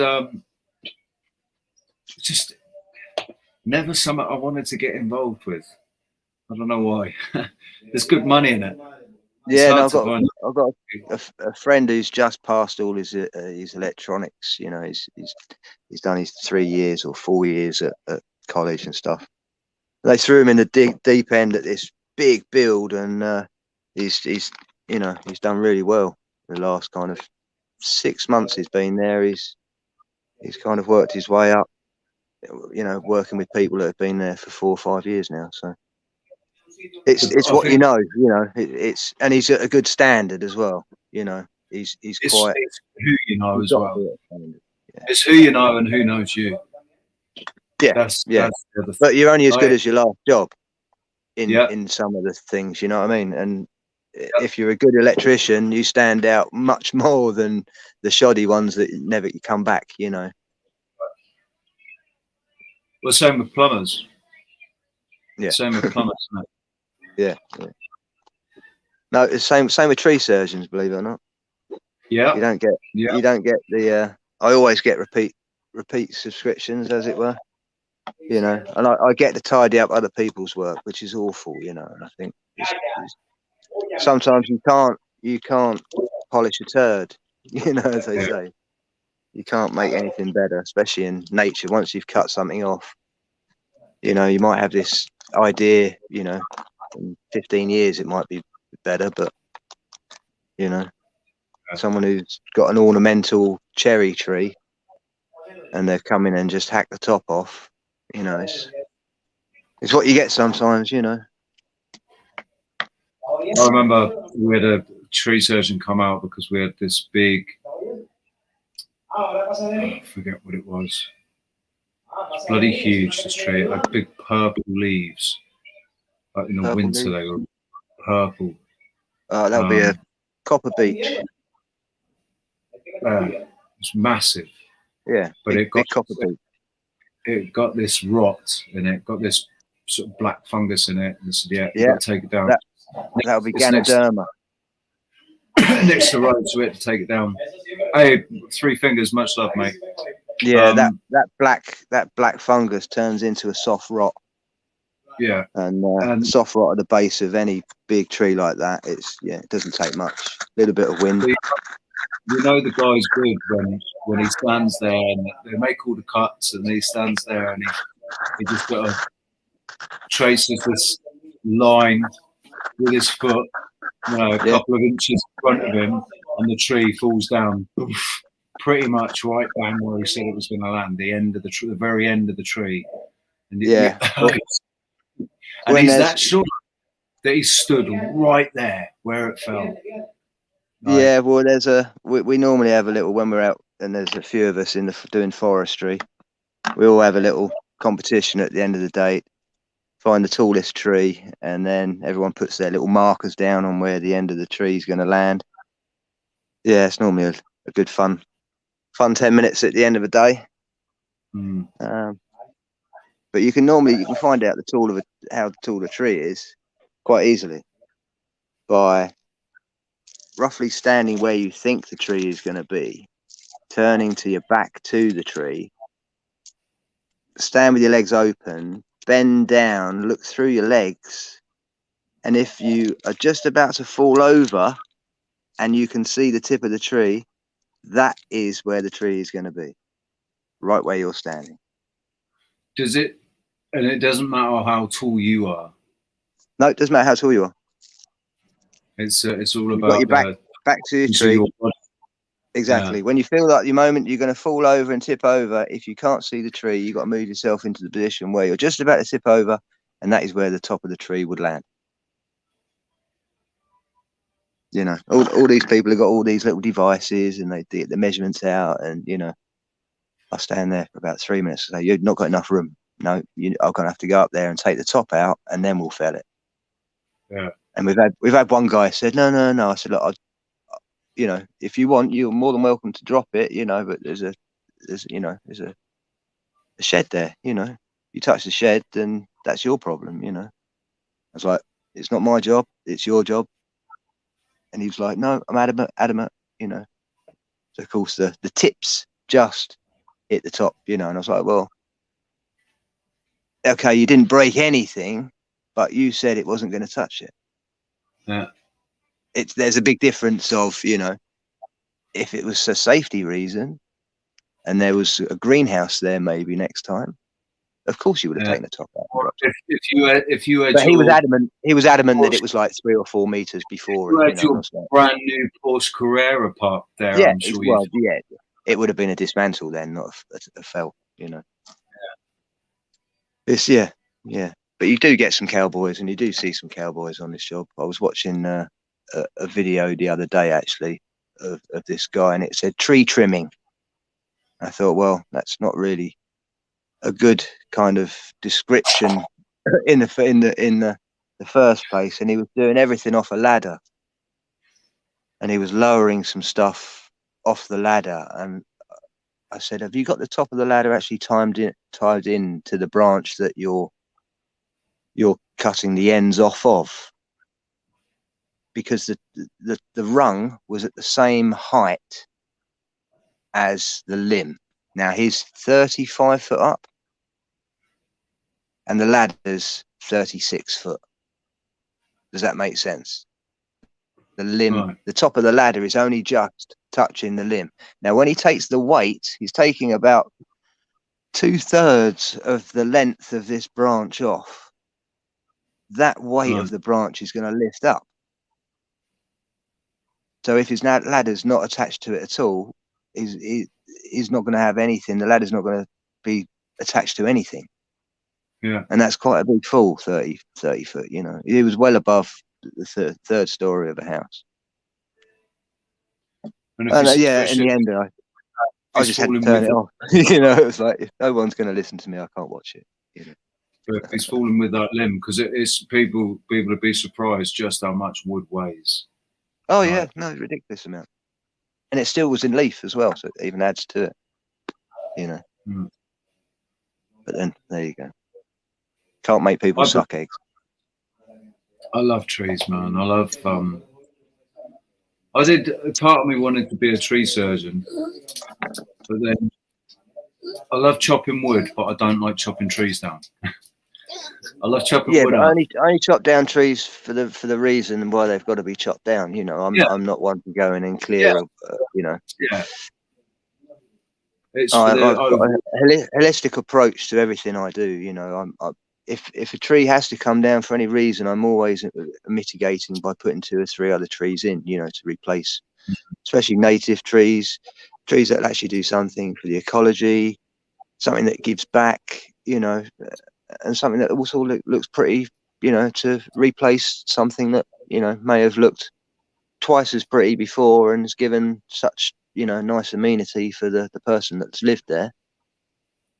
But, you know, things do die, you know, things do get dangerous. If you want to go really deep into it as well, they've proven that, I think they've scientifically proven that trees essentially speak to each other. Yeah, of course, it's all through the mycorrhizal, which is underneath the ground. Everything's connected together. Everything's connected. There's roots intertwined with roots, yeah, connected soil and the water in the soil, and well, it's amazing how some of the fungus actually lives, you know, in a there's what's the word I'm looking for? A symphonic, is it a symphonic? Symbiotic. Symbiotic, that's the one.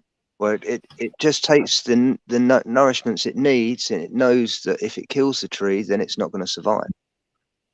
Yeah. You know, but what it actually does is that it gives the tree nutrients that it wouldn't be getting elsewhere, which is even better. Take, that's what. Yeah, it's not just to take; it's an exchange, you know, for its services. Yeah.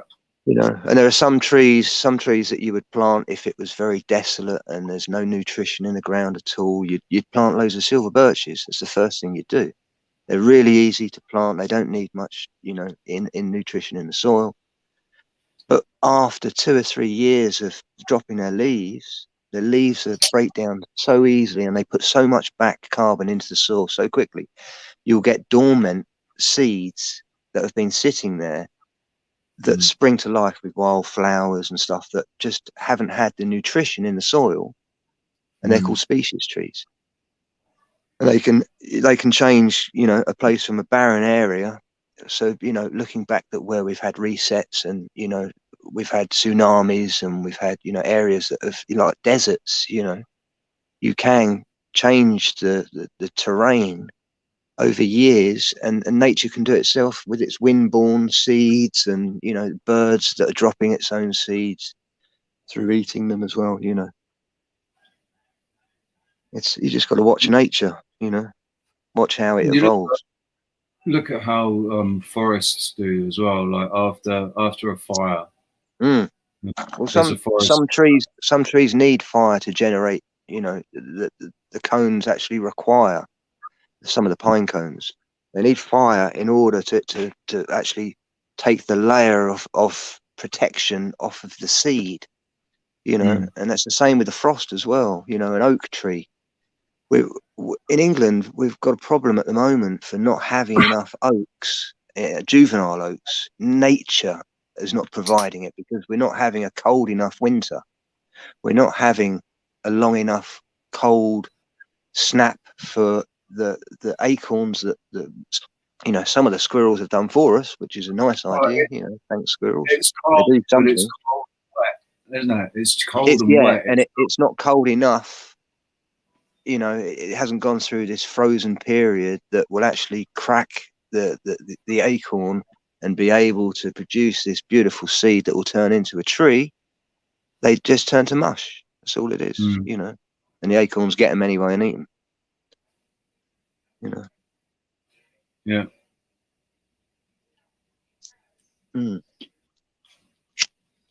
Shout out to the chat room. Hey guys, Bernie, how you doing? Jason, Catherine, Vividness, Brian, Timber Traveller, Mighty Atom, Jason, Sherry. Who are we? Thanks for being here, guys. Thanks for chatting. Oh, hello, Vivi. I've just seen your message. Oh, look at this. Yeah. So what are your plans for the next couple of months? Like, what do you see happening over the next couple of months, and what are you? Yeah, good question. November's going to be quite big. We've got the blood moon coming up. Everything crypto has been affected by the moon phases, and especially the blood moons.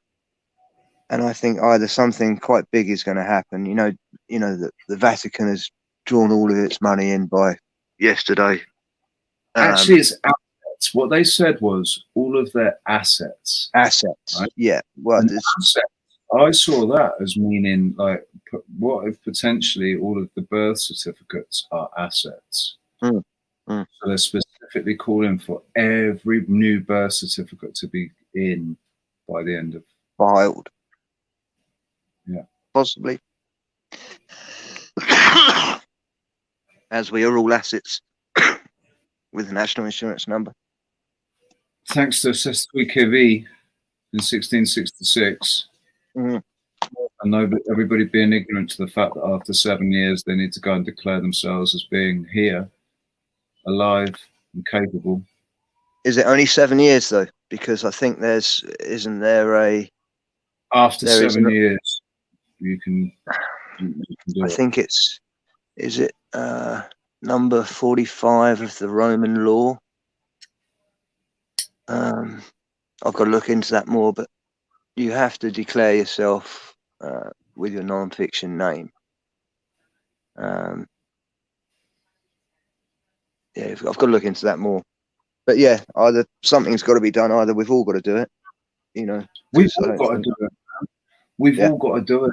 I wish that we could all just get together one day and and do it. File the paper, get the autographs and everything done, and do it, and then see what happens. Right? But en masse, it's got to be.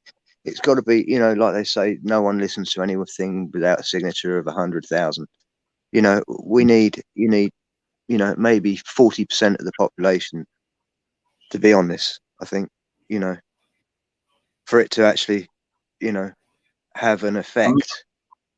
I think it would be a lot more. Once enough people see enough people doing it. Yeah, the ball will be rolling. But yeah. And the Truss, well, what can I say about Liz Truss? The only thing I've really heard her say is that she's willing to put her fingers on the nukes. Has everybody kind of missed the fact that she's come straight from the World Economic Forum? Yeah. She's another one of Klaus Schwab's little puppets. So's the Italian lady that's just popped her head up. So it's all time for them, Shit. Do you know what? There's something in the way she delivered her speech and the look in her face, the look in her eyes, that says maybe she's going, nah, actually, fuck you. World Economic Forum, fuck you.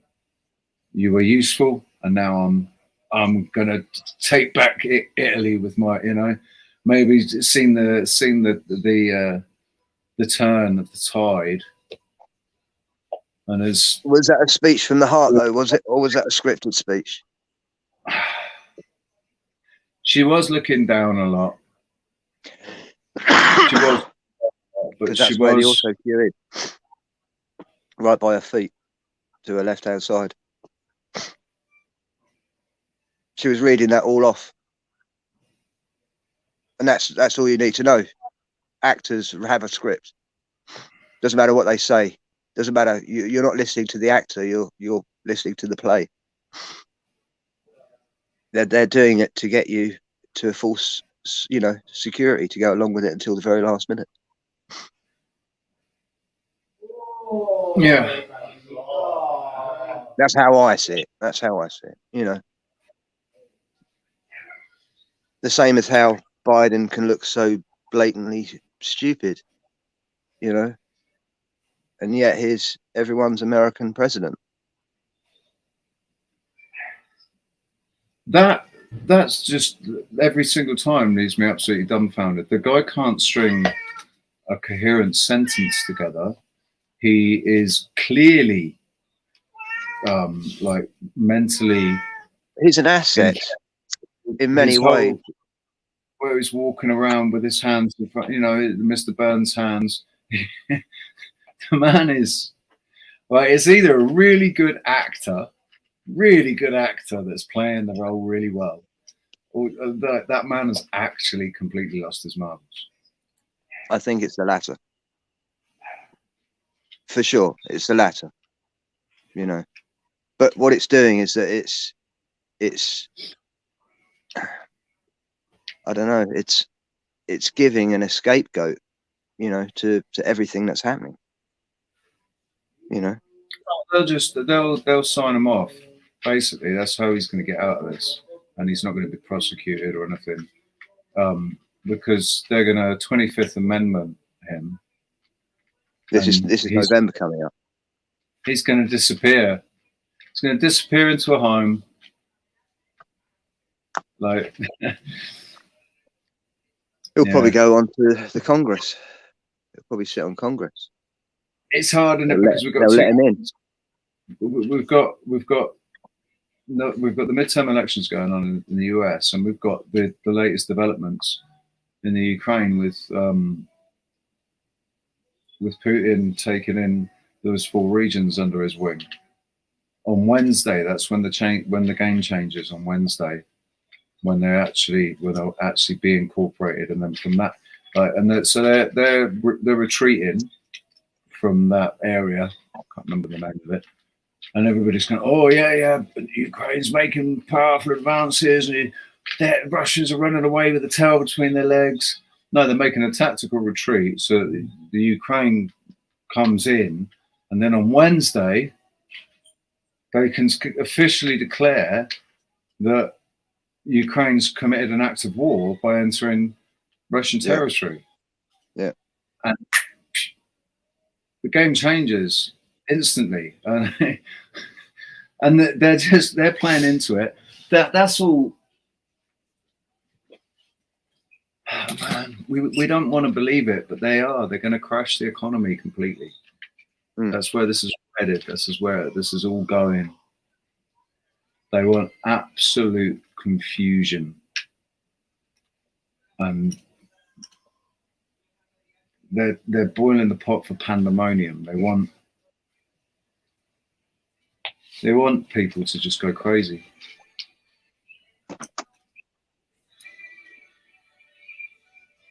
There's too many people out there that are right at borderline potential to go crazy. They just need that little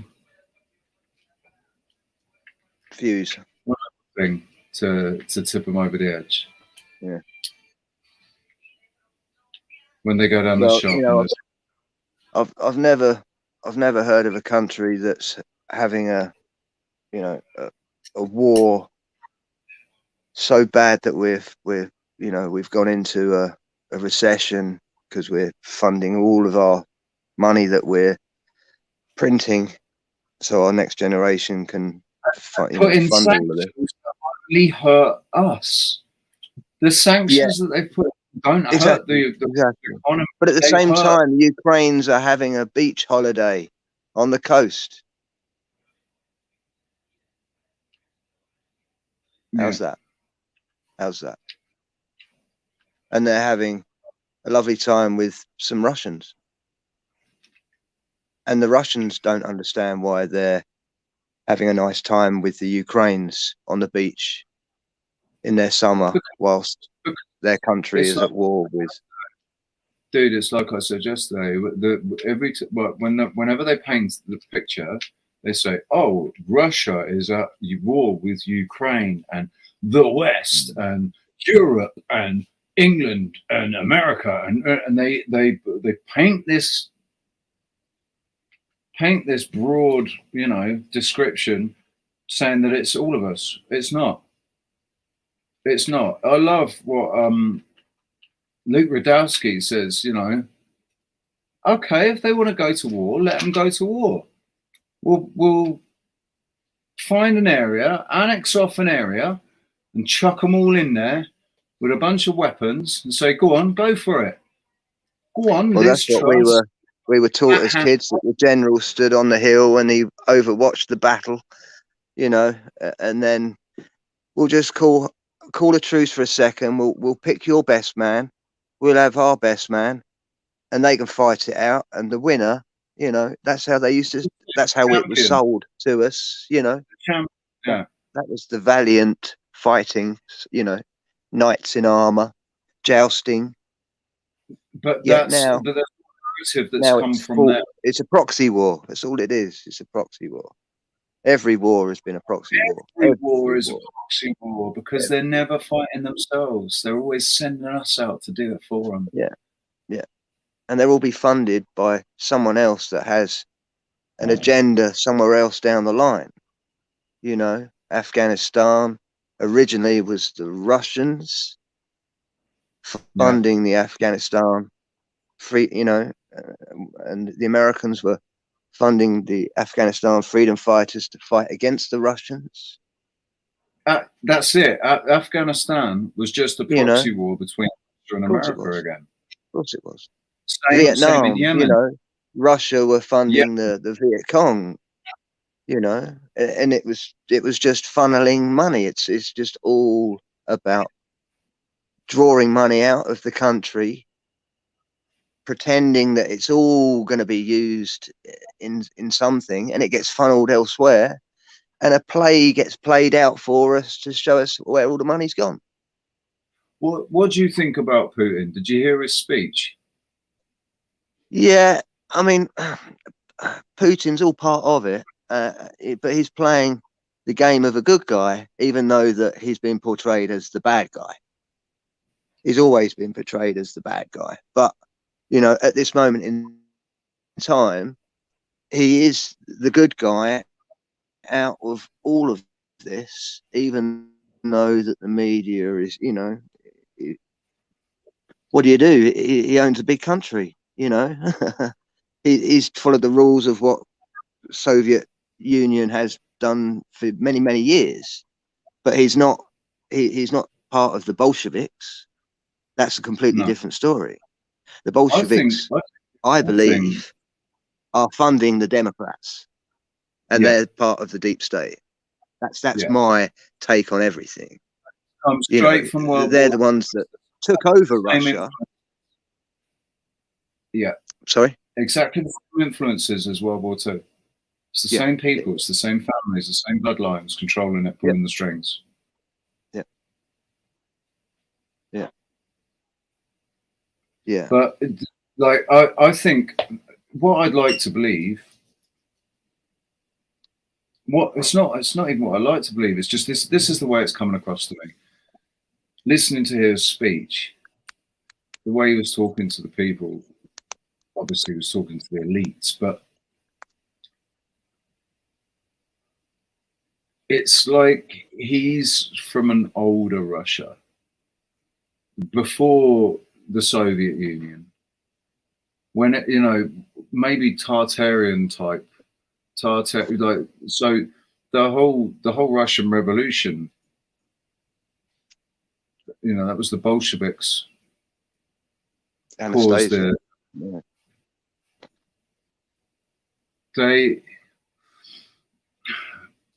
we've constantly had this picture painted to us about Russia, what Russia and China are like, and that every single narrative that we've got has come from exactly the same people that have been telling us about, you know, everything else.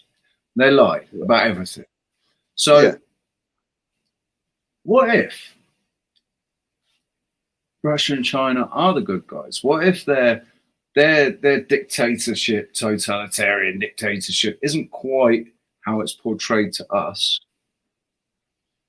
And I mean, I've always said, you know, I don't know for a fact that everyone in China is only allowed to have one child. That's just what I've been told.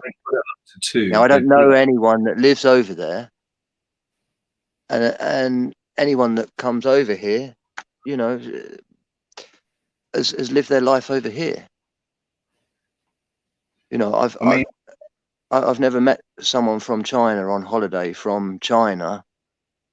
Does that make sense? You know, so there are questions that I've always thought, you know, about China. I mean, it's a beautiful place, but I've always been put off because of its portraying of being communist. Yeah, which is, but then we look at where that portrayal's come from. It's exactly come from media. So it's our side. Yeah. So I mean, I've heard that the whole story about this genocide with the Uyghurs, I don't know what to believe with that now. Because I can believe that it is just a horror story, fear porn being sold to us. To, you know, it's propaganda. It's just more propaganda. You know, I've watched urban explorers and like these, you know, these YouTubers that go out to dangerous places and whatever, and I've seen that they engage in propaganda with YouTubers to promote the area. But those guys are only allowed to go in certain places, and everywhere they go, they've got fucking minders with them. Whenever you're doing anything and YouTube approves of it, you can always see, or that China approves of it being on YouTube. You can always see they've got fucking minders watching them. And South Park took the piss out of it, didn't they?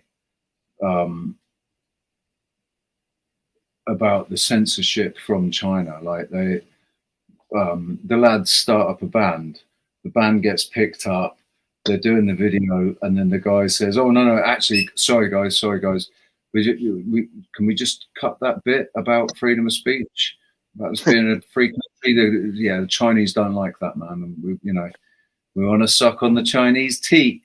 If you want to suck on the Chinese teat, you've got to reevaluate what it means to be free." Basically. Yeah, I used to watch South Park years ago. I'm sick of being lied to. I'm sick of being living in a world where what needs to happen, and there's going to be all these people that cry out against it, but what needs to happen is a group of men need to go into the Houses of Parliament and kick the fucking shit out of the people in there. And real men. We know where that's going to go, though, isn't it? Though I know. We will be put as martyrs. You know. I know, man. I know. It'll be. But you know what I mean. You know what I mean. You know, like I even question Guy Fawkes. You know. I think that was a narrative. Of course, it was. It was a poor me drama. Please, you know, we need the government. You know, that was what it was. That's all it was. You nearly blew up the government. You nearly blew up what we all believe in. And what is it? But that's what it needed. That's what it needed. You know. What is the government? Think about it. Well, we can see. Anybody with a brain, half a brain, can see what happened. They saw what happened, like they lost control. They saw that they'd lost control, and they had to give the people the idea, at least, that they had they'd been given some power, and so they create Parliament. They create the government and Parliament, but look at how it was run. You could only run for Parliament if you were a landowner. We were only going to be a landowner if you're related to the fucking monarchy. If you're a member. Yeah. Exactly. So they had it sewn up right from the beginning. The only people that could be in Parliament, the only people that could be politicians, they were all bloodline connected. Yeah. Well, it's, you know, you could say the same pretty much about, I wouldn't say the bloodline, but the age and commitment of the Congress. You know, I think 70% are over the ages of 80. Oh my God, You know, Congress! and do you see? That's how knit. You know, how tight knit it is to even, you know, infiltrate anything like that. I remember watching a video a while ago, and they were talking about what the idea when they came up with the Constitution and the idea of Congress and everything. It was apparently, it used to be the case that you weren't allowed to be in Congress for more than 2 years or something. And once you'd served, you and no other member of your family was allowed to go and serve for. But when did that change? Exactly. When did that change? It was like in the 70s, 60s. I don't know. Have we got any Americans watching that could answer that question? I think it's mostly English people. Mostly English. So that was probably, you know, that was a condition that changed overnight on the eve of a July the 4th, when everyone else was celebrating. No doubt, you know, it was passed. The Congress could remain for as long as they die, as long as they breathe. Yeah. Since when did people stop? Since when did people stop talking about conflicts of interest as well with politicians? When did a conflict of interest suddenly not become an issue anymore? Well, only the last 2 years you can see how many conflicts of interest, even through the media connections, you know. Matt fucking it's Hancock. Like a spider. It's a spider's web. You can connect so many dots together. It's, you know, it's too many dots. So Fauci has increased his net worth by 5 million since the start of the pandemic. Nancy Pelosi has increased her wealth 100 million. Yeah. Since she's been in office, I think that is. I don't know if that's since the pandemic, but it wouldn't bloody surprise me. And the amount of MPs that have shares in certain pharmaceuticals, you know.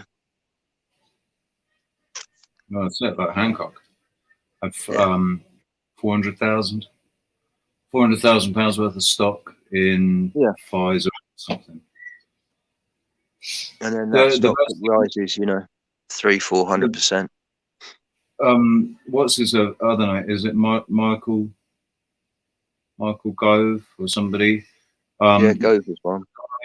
Who was married to, or he sat on 3 boards, and it was basically, or 2 boards. He sat on the vaccine, on the pharmaceutical company board, and he also sat on the board that decided who was going to get the vaccine, who was, you know, who the contract would go to.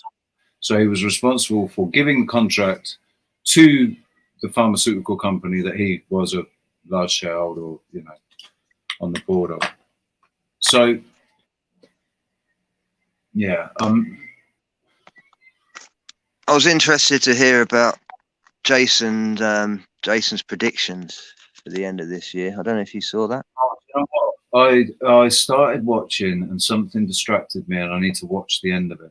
Go on, tell me. I don't have spoilers. Well, because I downloaded the PDF that he's done, and it's kind of like he kind of broke down the different predictions he did, different parts of the year. One was like 650 days, and then nearer the time he was honing it, you know, finding it doing a bit more research, and it's interesting that the year that we're talking about is 1973, which is the year that he was born, the year that I was born as well, and a lot of people in the chat were born, you know. And so, you know, the mirroring effect of what is happening in 73 and 74, if it plays out, you know, it's interesting if he was saying that, you know, whoever's in charge at the end of this year will be forced out, you know. And this was 650 days. This was before, you know, this was while Trump was I think just stepping down himself. You know, so to give a prediction of something that far, it's not him mind reading. He's just looking at what happened previously. Yeah. You know, and to look at some of the stuff that has happened already. Trudeau's dad was in power in Canada back then, wasn't he? Yeah, yeah. So what's so is that right? So they're gonna, whoever's in power, well, that's gonna be. It looks like there's Truss, and they're in power at the moment, aren't they? Yeah, but he was talking about Biden. Oh, right. He was talking about Biden being taken down. Yeah, I'm thinking about and being replaced by the Republicans, but it won't be Trump. No, it'll be DeSantis. Possibly. Depends on what happened back in 1973 as well, because I think there's going to be a few little twists as well, because it's got to play out a narrative. They've got to, you know, there's obviously an agenda that is all being played out because it is part of a script. They know that this is coming. This is the thing. I think this is all we're watching a theatrical production. The outcome is already decided. We have to move through these acts. We have to do these things. These things have to happen to get there. There's nothing we can do to change it. So he says there will be someone of a prominent figure that will suicide himself on live TV. Yeah, so I've heard that. That's going to be a big call now. Who could it be? The breakdown of the Who, maybe? Could it be someone that is about to get, you know, sacrificed themselves, and they don't want to go out that way, so they will go out their own way, and that will maybe open up questions which will change the course of history, possibly. I mean, that's a pretty big thing. Somebody doing that on live TV. How many times has that happened? How many times has anybody actually suicided themselves on TV? It's happened a couple of times. It has happened a couple of times. It's happened in America a couple of times. I think Brazil. And these are all politicians. These are all politicians, though. These are all politicians, or senators, or judges. Yeah, I remember a judge, and he was about to be in an inquest. I think that was back in the 80s. He handed an envelope to the reporter, and he was about to speak, and then he just pulled a revolver out. Brazil. Yeah. Wow. But you know, I don't think you'll even find that on YouTube. You'll have to go to Reddit or something else for that, because that's real history, and YouTube don't really like showing real history. Yeah. I've just seen in the comments. DN. Oh, sorry, is it Darren or Daryl? DN's son. Sorry to hear that, dude. Hello, Darren, mate. DN's been kept in hospital. Hope he gets some rest, and hopefully he gets out very, very Oh, soon. he will get out. He will get out. There's no hopefully about that. He will get out. He's just, yeah, sucks though, man. I hate hospitals. Sending love. I wonder, man. I wonder who, like,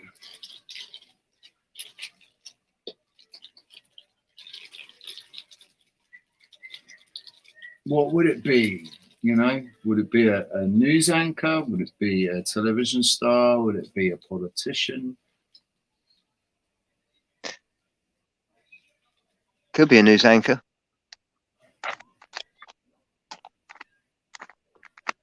And then that would make a big question, you know, about who's actually giving us the news. Well, Depending on how obviously they, you know.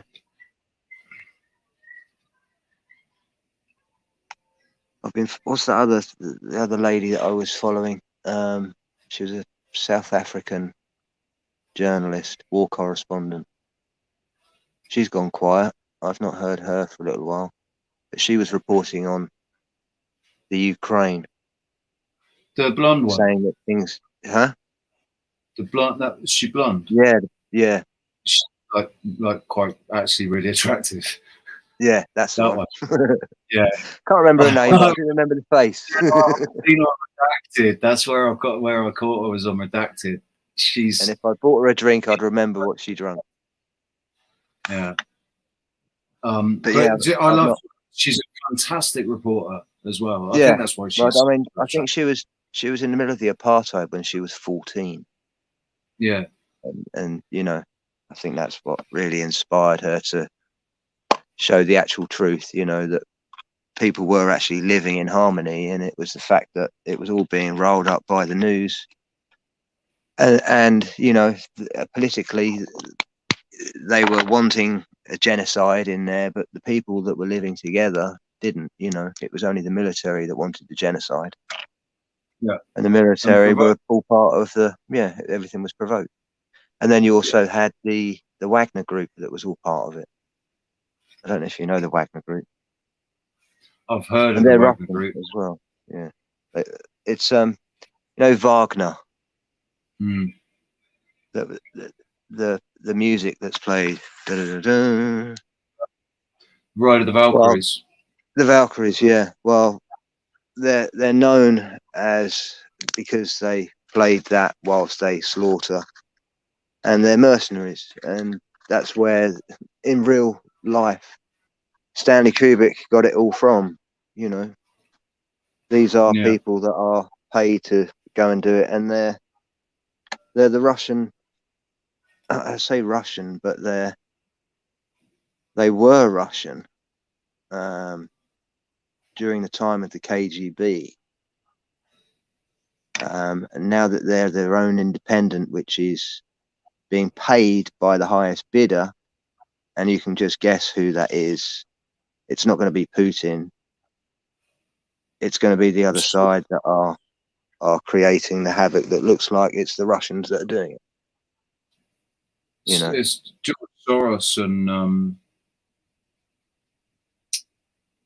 bloody Klaus Schwab and Henry Kissinger, and well, actually no, Henry Kissinger, he came out, didn't he, and sort of was speaking against. He seemed to not be in a war hawk with Ukraine. He's actually separating himself. Yeah.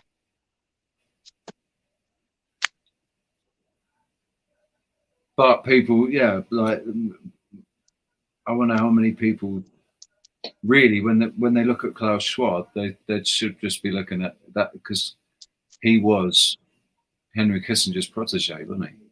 Klaus Schwab was his protege, basically. And now Noah Harari is Klaus Schwab's protege. Little muppet. Well, you know, they're all lining up.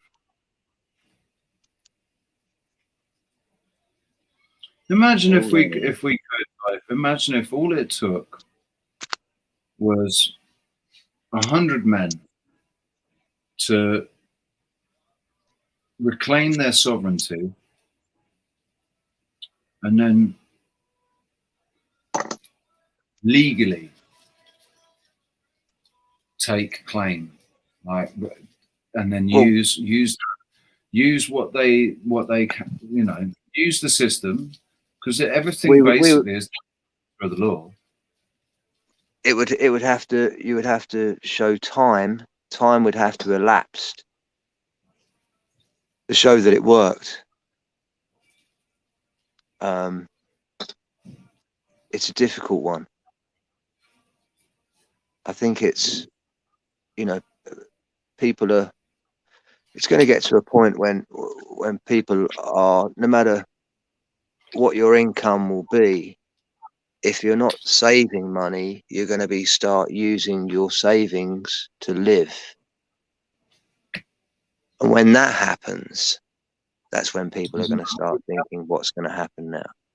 Because you're well, not for some. And I think it takes the people with a lot of money to have an effect, for them to have the influence over. There's still too many people with too much money, basically. Yeah. Too many people are still a little bit too comfortable. That's basically it. You haven't felt this pinch in the last 6 months. Okay, people have been given money over the last 2 years, but even that wasn't enough to look after them. But that money's got to be recouped somehow. Well, that money's going to be repaid. It's just going to be taken out. That's what inflation is all about, and that's what Yeah. That's why you're paying fucking 10% more for everything. The magic inflation, who gets this inflation? This 2% every year. Who gets that? Where does that go? Show me the money trail. It's a magic number, because it seems to just get thrown everywhere, and it pays for everything. This magical little bit of interest. So, because we can still borrow more. Because we're paying interest. We can borrow more because we're paying interest. Just print more. That's all right. Borrow more. Yeah. Listen, the Bank of England will print £5 billion a day until the problem's fixed. Yeah. Let's just push it out. They can deal with it in 10 years' time. In 20 years' time. Their grandkids can pay it off. But it doesn't matter.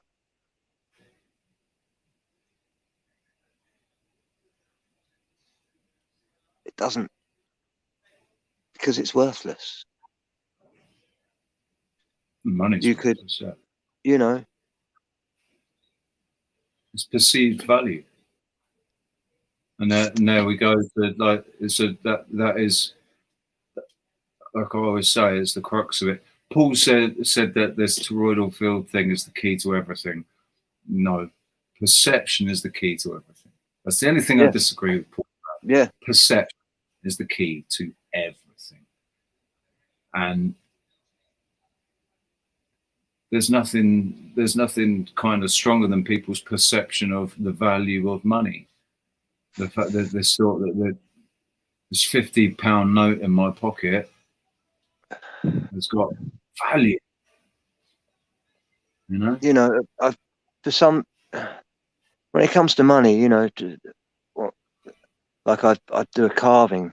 I've just done a carving, and someone walked past the other day, and she goes, "Oh, that's beautiful. How much is the carving?" I said, "Well, I'm selling this for £70." And she goes, "Will you take 50?" I was like, "Well, I've already sold this for £70. I've just carved it. I'm doing this for a lady. I've already sold this for £70, and you're offering me £50."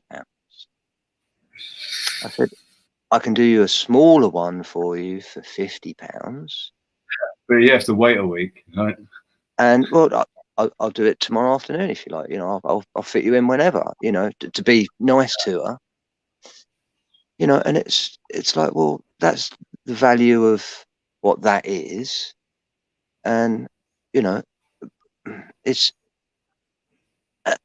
But then when I see an old lady come up and she says, "Oh, that's beautiful," and it's, you know, something that's 20 quid, I'll give it to her because she didn't. If it's not, You know,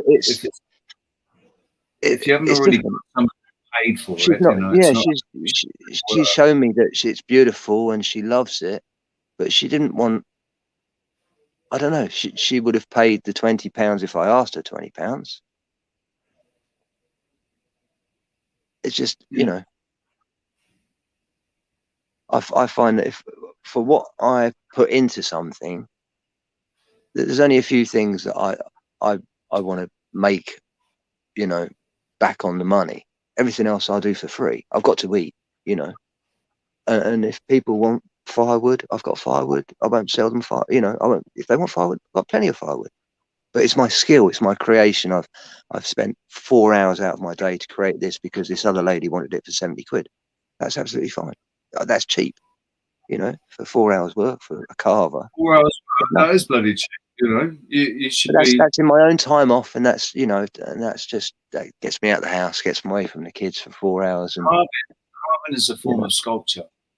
yeah, of Carving is course, a form of yeah, I see it as a form of sculpture, and sculptures get yeah. But thousands. sometimes a sculpture will spend 4 months on a piece. I'm spending 4 hours with a chainsaw, knocking it out. Bomb. There you go. It's a fairy house. You know, it's that, you know, that kind of thing. Do you And do I've it? done Do you big. make a lot? Do you make a lot of toads of mushrooms? Yeah, loads of mushrooms. Yeah, yeah. That's Christmas time. Well, usually Halloween is a good time because lots of people buy them for their gardens for Halloween and stuff.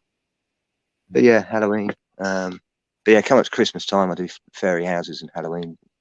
They do all right. Not too bad. The smaller ones go bigger than the bigger ones, but you know, you make the money on the bigger ones. I think it's chainsaw carved, but still using the hands. So yeah, hand carved Yeah. sculpture. I love. I've seen that before. People doing sculpture with chainsaws. Yeah, I've got to It's sort out my camera, and I'll do a time lapse maybe one day. I've been meaning to try and sort that out. Get a I little love time lapse carving. thing. I love carving wood.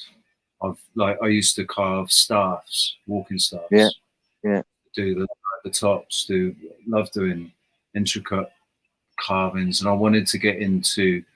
I mean, I was doing it when I was living with my cousin on a small holding in the forest.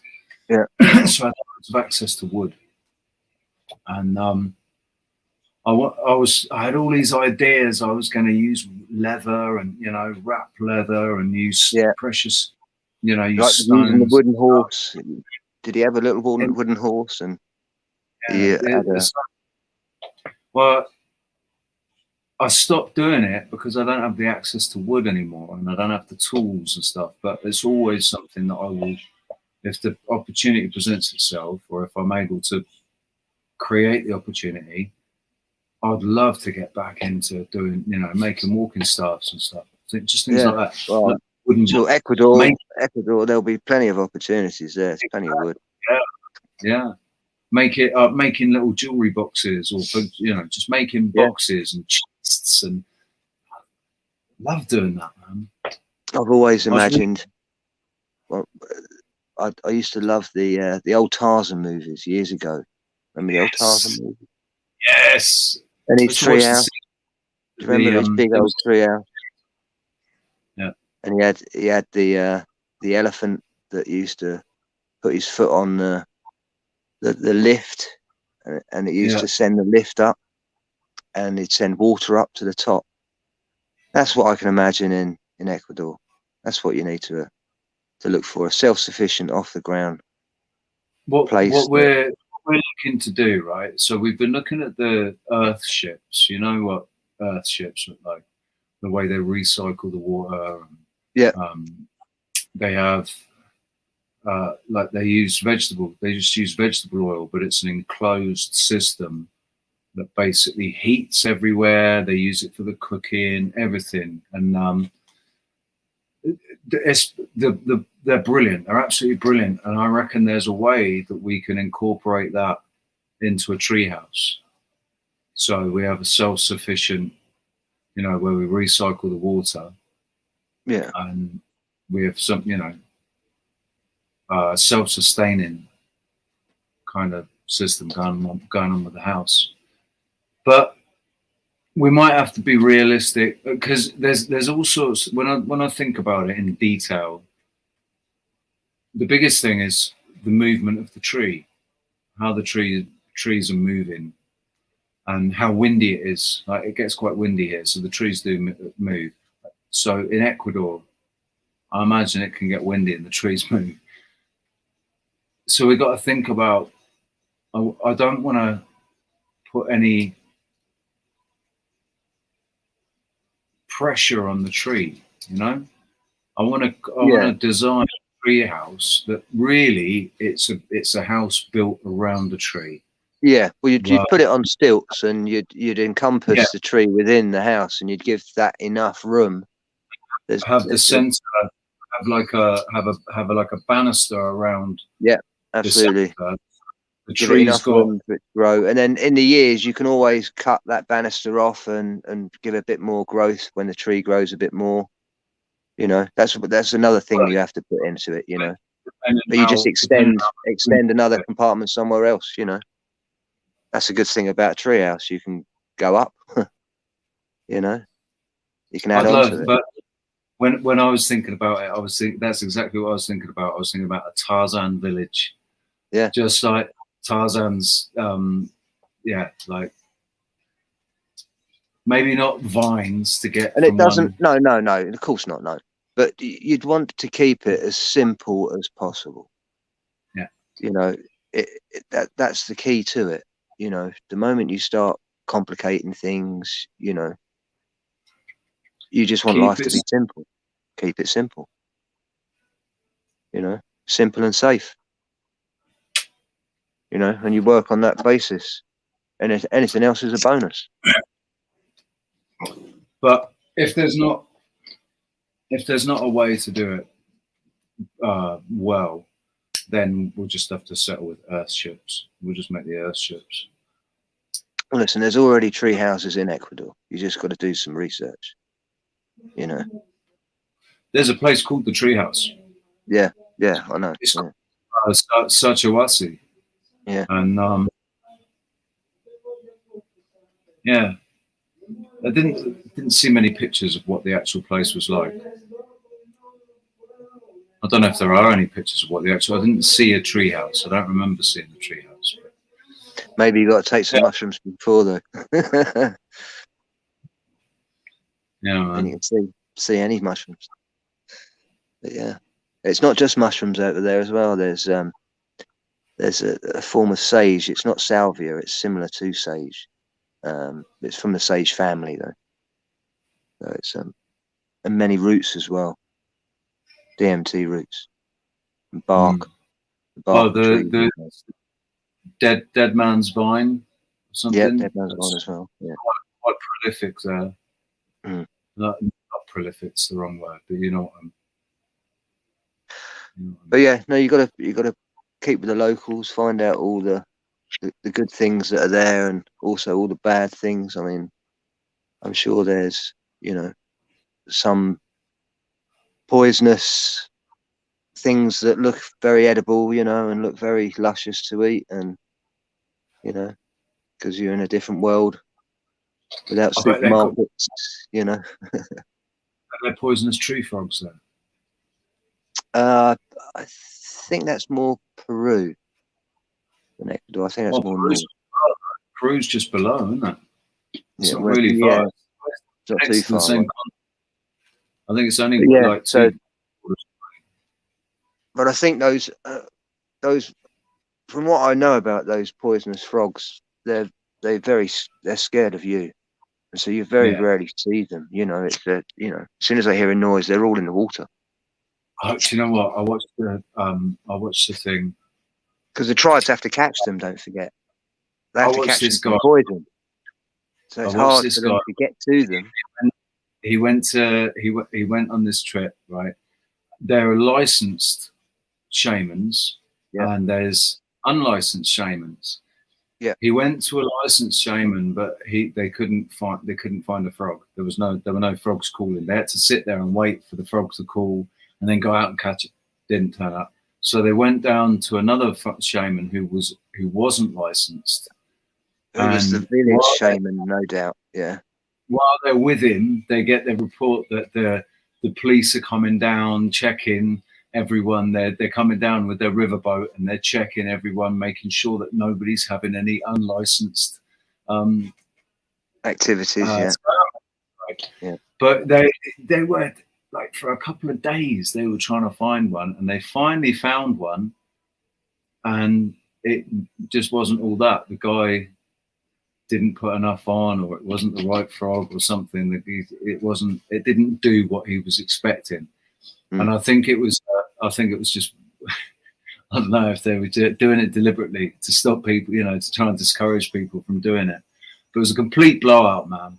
I watched the whole. It was like 45 minutes, and that by the end of it, he hadn't had a good trip. Basically, Yeah. He was really disappointed. He was really pissed off. Was he the same guy who had the honey? Was he the one that? I don't know.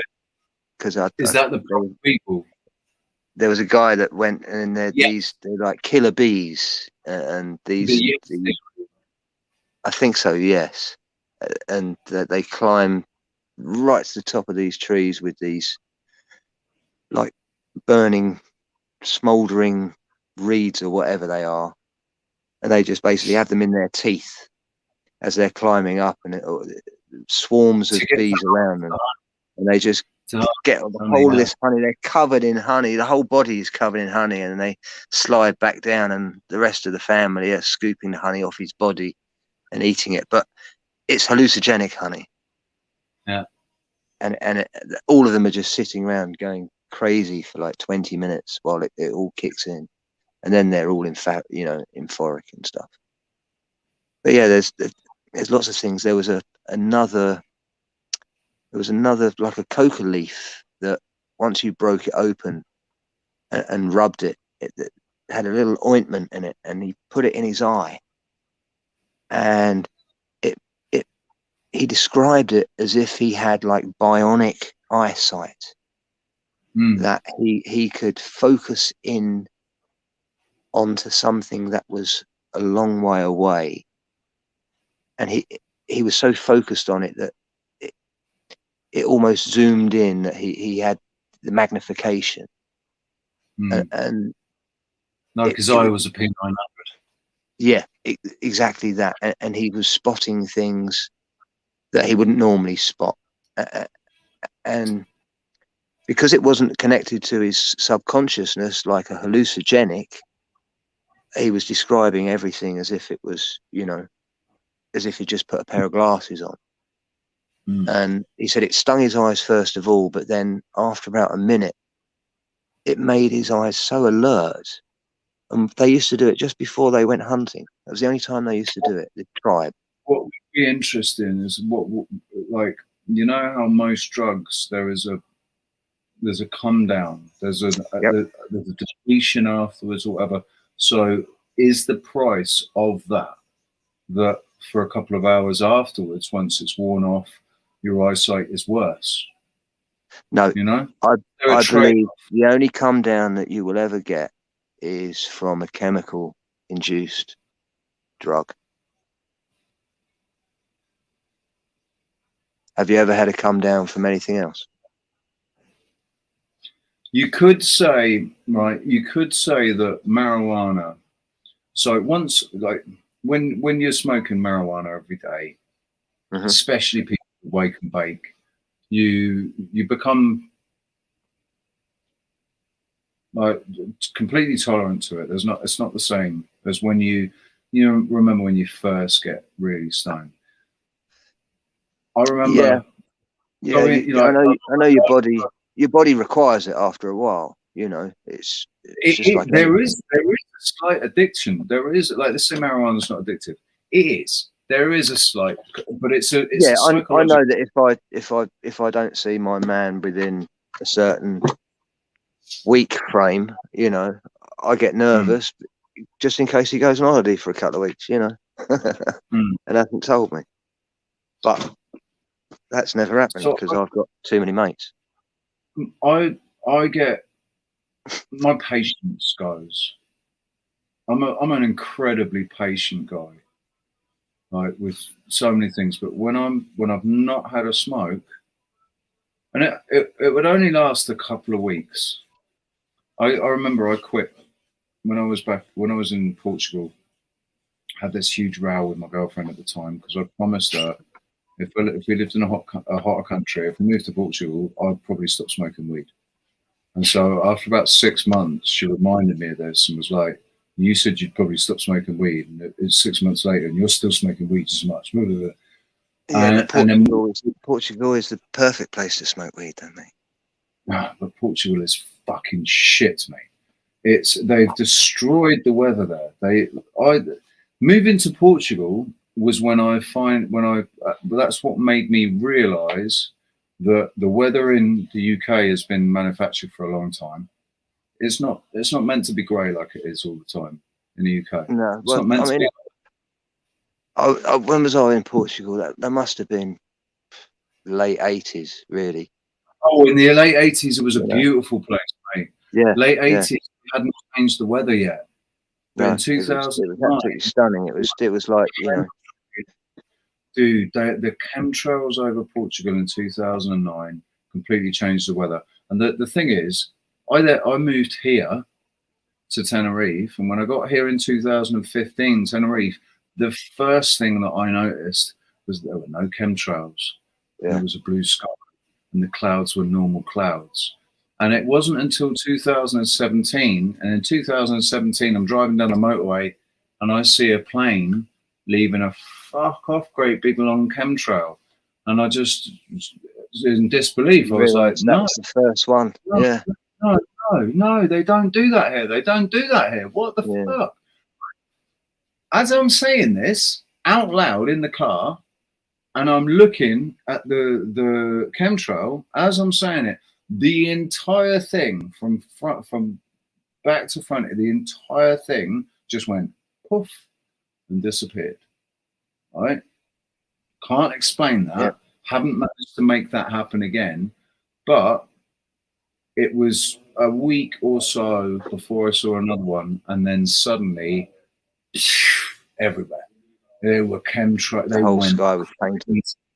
They went crazy in 2017, 2018, 2019, and then during the lockdowns and everything, they went nuts, man. And in 2017, the weather actually changed. From 2017, weather's been completely different. It's still really nice in comparison to the UK. I don't think I've seen one day without a chemtrail here in South Coast. Not one day. There's always a chemtrail out.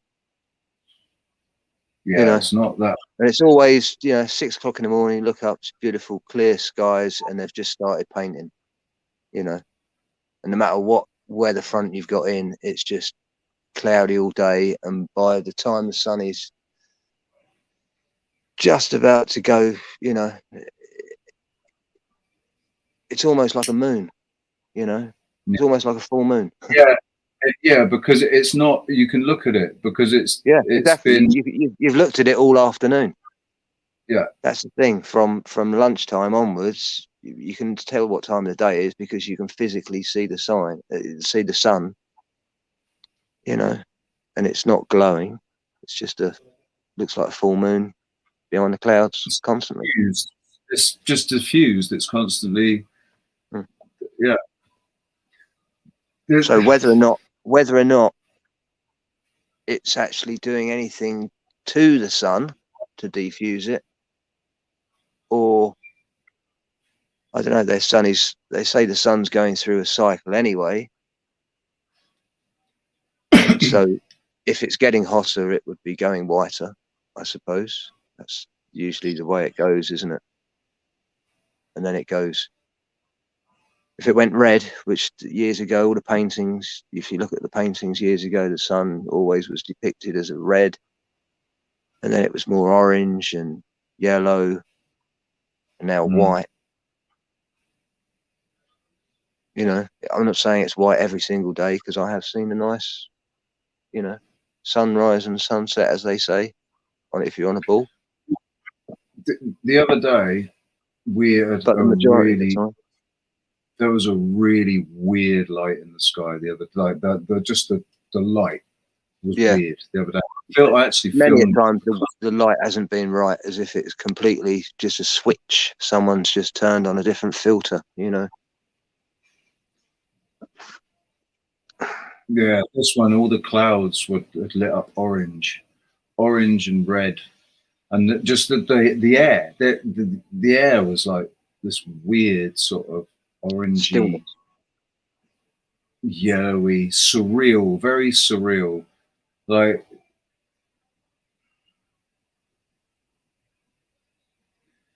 Silent Hill, but without the mist. No, it's just weird. But I filmed it. It's come out on camera. I haven't actually made the video of it yet.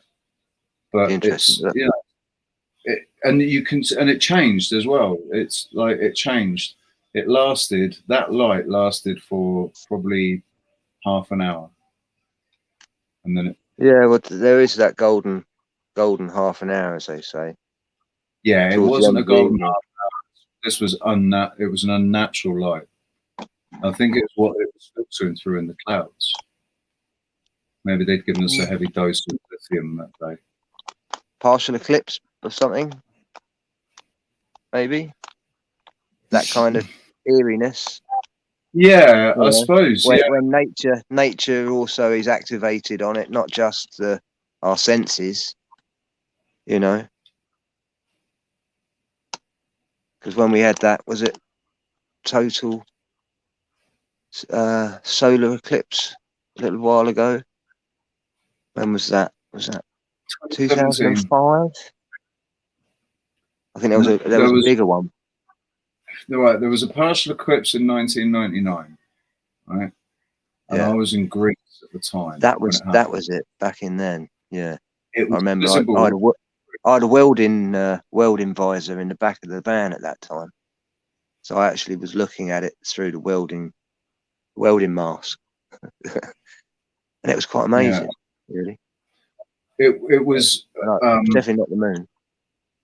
I remember speaking to my friends where they were in the UK. They didn't see it; it was bloody cloudy. But where I was on the roof. I was staying in this room that had been made out of corrugated iron on the roof of this building, and I was stood out on the roof watching it. And the light dimmed. It went, you know, it was like it covered maybe a third of it. I think. Yeah. It was only a partial, but it covered about a third of it. But the thing is, what I remember from that eclipse is watching the moon as it passed across, seeing it was the moon that came across and then covered the sun and then moved across, right? I remember that. And I also remember them saying that the next eclipse wouldn't be until 2024. Yep. And then suddenly they came out saying there was a full eclipse in 2017. And I filmed it.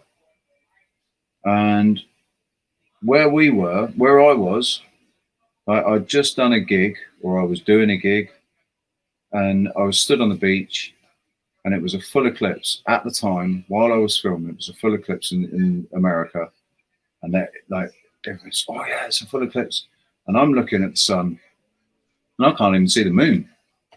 Sun's bright, moon's nowhere near, not about anywhere. Film it all, and I didn't see a partial eclipse, but it was posted on the day that I filmed it, on the day of the eclipse. I think it was in August 2017, and they changed the upload date. They say now that I posted it in December 2017, but I categorically didn't. It just makes me look like an idiot because I'm stood there on the beach going, oh, Yeah, yeah, so it's a full eclipse in America, is it right now? Okay, someone tell me where the fucking moon is then, please. I just look like an idiot. You posted the truth on the day they said it would have been. Yeah. Video evidence that there was no moon in sight when apparently in America they were having a full eclipse. And I said, what are you talking about? There's going to be a full eclipse in 2017. I remember in 1999 when I saw the last partial eclipse that was visible in Europe. I remember them going to be another partial eclipse in Europe until the full eclipse in America in 2024. And that one is the one that's going to come across and make the X. Right. In 2017, it went right along the 33rd parallel. Yeah. And in 2024, and now it's going to come down the opposite way and make an X. I don't know where the X, where it's going to actually mark the spot. I've not looked into that actually, where that X is actually going to be. I wonder what significance at that point. Well, so have the shadow only, was it 30 miles wide? For the shadow. Yeah, because that makes sense as well. Because that happens in physics. That happens. That when you hold something in front of a bright light, that the shadow that's cast, the shadow that's cast is always smaller, man. Have you never noticed? You stood there out in the sunlight, and the shadow, your shadow's being cast on the pavement. It's always shorter and smaller than you are. It's ridiculous, mate. But yeah, there you go. It's not part of their learning, is it? They're not allowed to learn that. It's all part of perception. That's all part of perception, isn't it? It's like because they perceive these people to be telling them the truth, they just accept it. Yeah. And even though that could be plausible, it's on the list of things, that are associated with other things. So it cannot possibly be, He's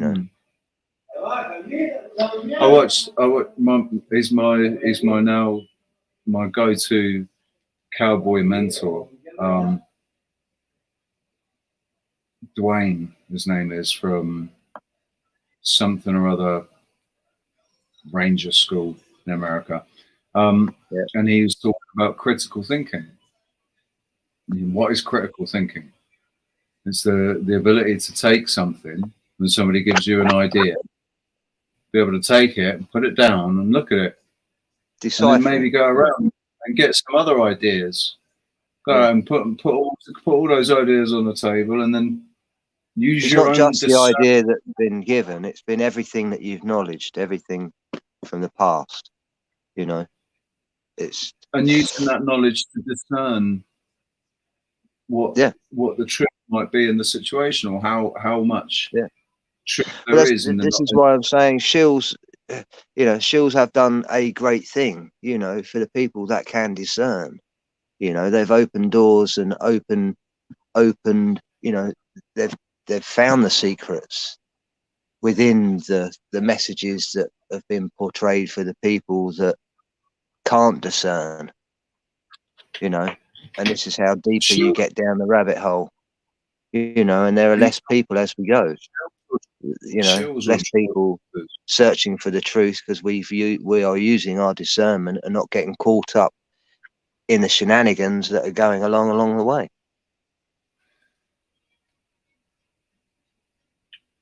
I mean, I know that I'm guilty of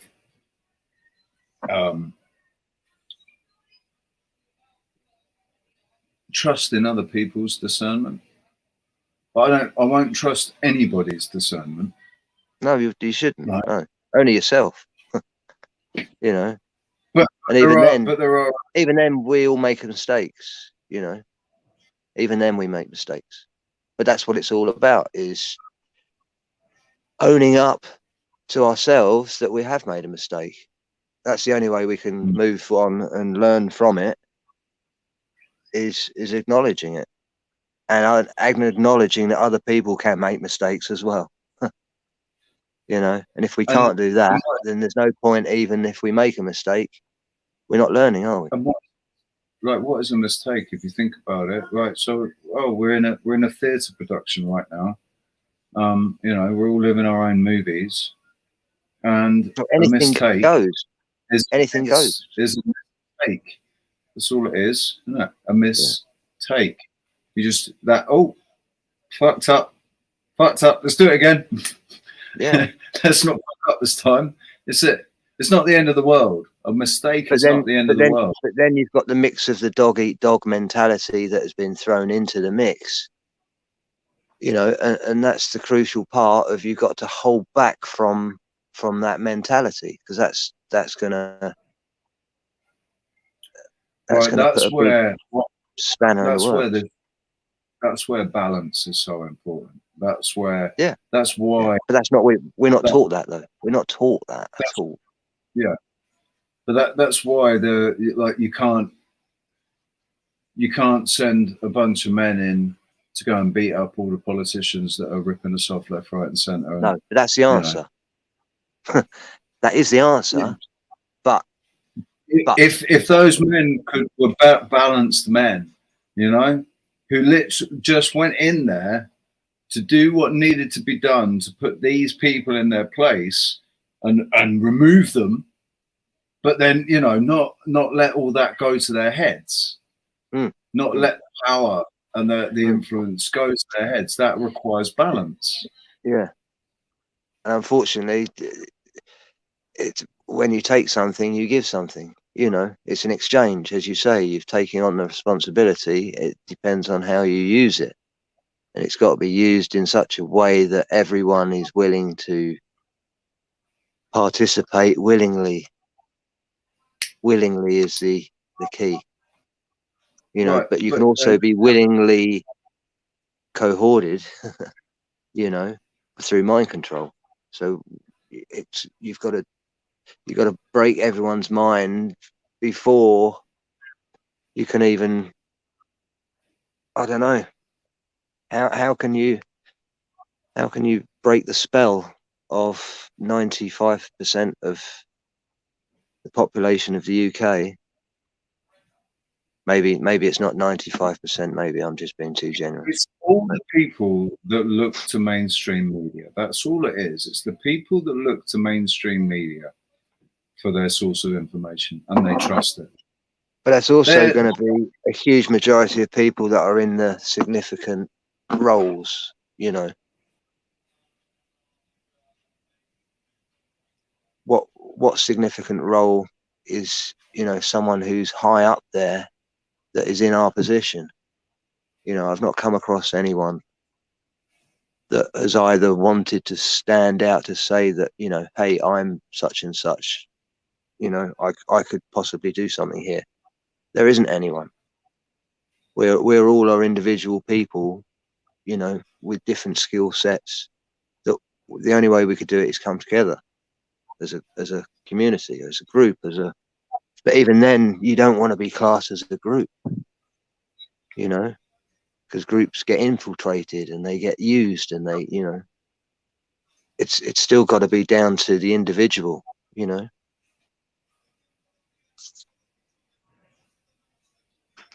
And the reality is that too many people are so indoctrinated. They've got so much work to do to open themselves up to, you know, to the possibilities. Everybody's been boxed into these little, you know, they don't realize just how much power their perception has of what's going on. These invisible chains, these prisons of the mind, the way that, you know, David Icke and Jordan Peterson and that all talk about everybody's stuck in this prison. Even those of us that are broken out of it, we're not completely broken out of it.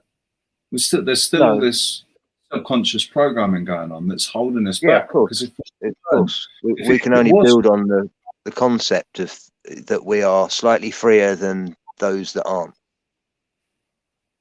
You know, that's the only way that we are just that. You know, not to be obtuse, but the next level. You know, because we've escaped the game, but we still know that we're in the game. But we're just the next level. You know, we're in the level above because we can see slightly through that last level. Or maybe it's not that we're in the level above. We're in the same level, but we can see the level above. We've got the they live glasses. We're wearing the they live glasses. Basically, in fact we've had they live contact lenses since the day we were born. I think that's that's a big difference. I think there's maybe a certain percentage of us that there'll always be a certain. There's somewhere that it takes only 3% of consciousness to change mass consciousness.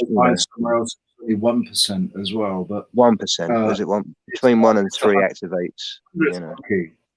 It's the 100th monkey, isn't it? 100th monkey effect. Yeah. Which has to have some truth in it for someone to have written it. It's been it's documented, like the observations. They've proven it, haven't they? It's it's the law of nature as well. You know, it's one of these things they just can't bloody explain. They wish they could, but they can't. Neil, how you doing, Shannon? Neil Shannon. I haven't seen you in ages, mate. How you doing? Yeah, pretty good. And Adam Forrest in New Zealand. How you doing, mate? Angel Wings, good to see you. Alex, good to see you too. Yeah, mate. Now, I don't know if this is right, but I heard a long time ago about New Zealand and how it was a game reserve for the elite. So and that's what it's designed for. A lot of them have been buying up property over there, haven't they? Apparently they were all going to go running off to New Zealand. So yeah, I mean, Jacinda Ardern is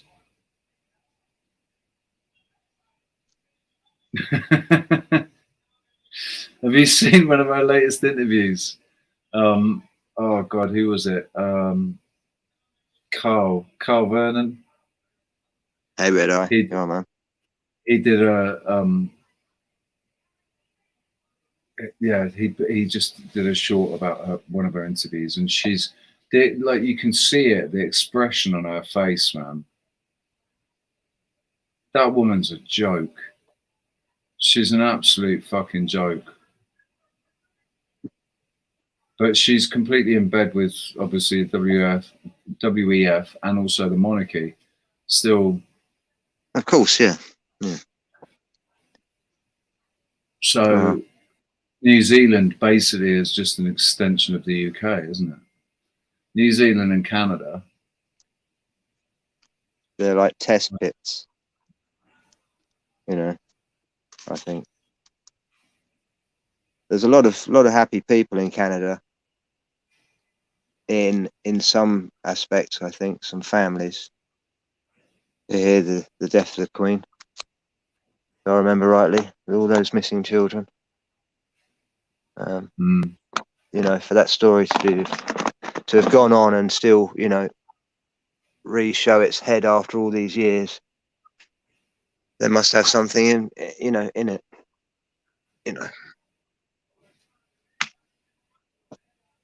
But then, there's a guy here that I meet occasionally, not that often, just occasionally we bump into each other. He's got a dog called Simba, gorgeous dog called Simba, a rescue dog. And Simba and Alfie were just mates straight away. And so we let them off the leads and let them play with each other. And I bumped into him just after the Queen had died, getting ready for the funeral. And I can't keep my mouth shut, can I? Because he said something and he was obviously really cut up about it. And I just said to him, listen, I'll just brace yourself. All right? Because I think there's going to be some stuff coming out about the royal family. You're not going to like it, man. Yeah. You're really not going to like it. And then I reminded him about Prince Andrew. He was like, oh, yeah. And I was like, yeah, Prince Andrew's not the only one. He's the sacrificial lamb. Yeah, the basically. connections. You know, each one has their connections. You know, I've got a screenshot of the Queen sitting at her retreat up at Balmoral, and it's a log cabin, and she's got her sandwich. I think she's got some sandwiches on a little silver tray on her lap, and then just to the left of her in another picture, you've got Jeffrey Epstein and his girlfriend on exactly the same seat. And you know it's the same place because the knots of wood are identical. Yeah. And look, and Red there Eye, are, Charles is wearing the same ring as Epstein and Maxwell. Yeah. You know, and so that's enough for me, you know. Full stop. Mate, Jimmy Savile, for fuck's sake. Does anything more need to be said? Jimmy Savile. Jimmy Savile could let himself into the royal quarters, basically walked in on Prince Philip. Yeah, yeah. Well, he was Prince Charles's go-between while he was having his problems with Di, and he was going to die in between. Now, my father was good friends with a photographer who's no longer with us, and this photographer was Princess Diana's personal photographer. She had photos of her and the children at home as her own personal ones to put up in her, in her own bedroom and in her wallet, and that was a photographer that was well known at the time. He was in the middle of doing a big production of a new film that he was on. Terence Donovan was his name. He was a black belt in judo as well. He was a big guy. You wouldn't mess with him. He was a very big guy. And he knew Princess Diana just by the name of D. And that was what they used to connect their names with. The messages was just D, the message from Diana would just be D. And 2 days after she died, he was found hung on his own belt on the back of a door. Yeah. But there was no autopsy. There was a cremation straight away. And that was very suspect, it was like, he knew too much. Yeah. We've probably seen too much. Yeah, exactly. And I bet he didn't go out without a fight. That was the thing, being he would have had to have been subdued Oh, beforehand probably. in doing this. You know, They are cowards. They are 100% dirty, nasty, rotten, backstabbing cowards. They would have drugged him. yeah, no, definitely. That's why there was no So autopsy. of course, no autopsy, and then there was a cremation the next day. Yeah. You know, They would have drugged him. They would have fucking laced something with something and then just gone and strung him up. they were connecting, you know, closing all the knots, tying all the knots up, weren't they? Yeah. Dotting the I's and crossing the T's. Yeah. So, what do you think about these ideas that the whole Diana, her death, that she's not dead, that she was that was actually them? oh no, I taking think her it out? was a ritual. It was a sacrificial ritual. You think they did this? She did actually Yeah. die. Yeah. No, I'm pretty sure of it. They even waited to a certain hour. I think she was in there for 2.5 hours before they removed the body. Yeah. Because they wanted to wait for a certain time. So, mate, I can still remember where I was and what I was doing when they announced that she'd had the accident, and then when they announced that she actually died, like a couple of hours later, she died. Both times, I was having sex, and like we had the TV on in the background, and we stopped. Like, oh my god! Put a bit of a down on it. Right. Yeah. Diana's been killed, and I managed to. We obviously got back to it again, and then it was into it, and then that time that killed it. That killed it then. So, yeah. But I remember the weeks afterwards, man. It was just so depressing. The UK was so depressing.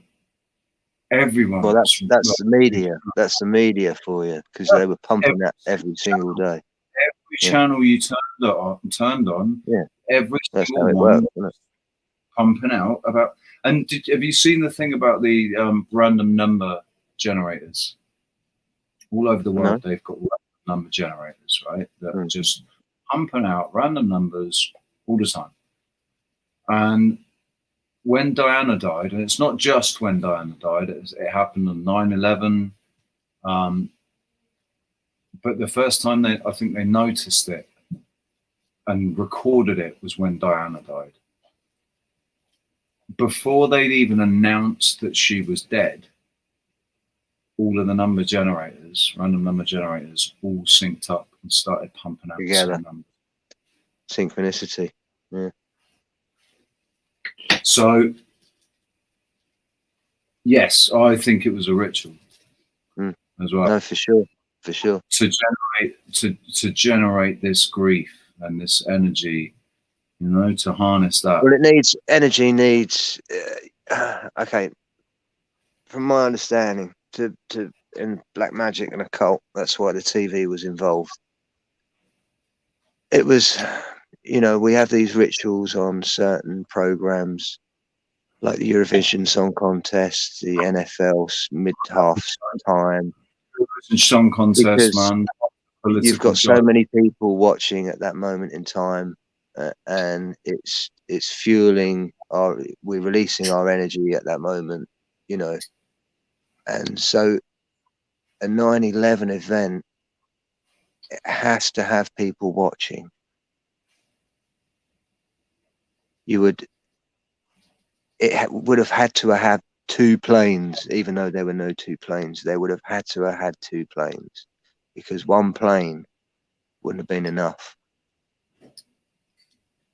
You had to have that time for the people to hear the news, to get to watch the news, to be able to see that second plane. Because no one saw the first plane. No one saw any planes. You only saw them on the TV. Yeah. Yeah.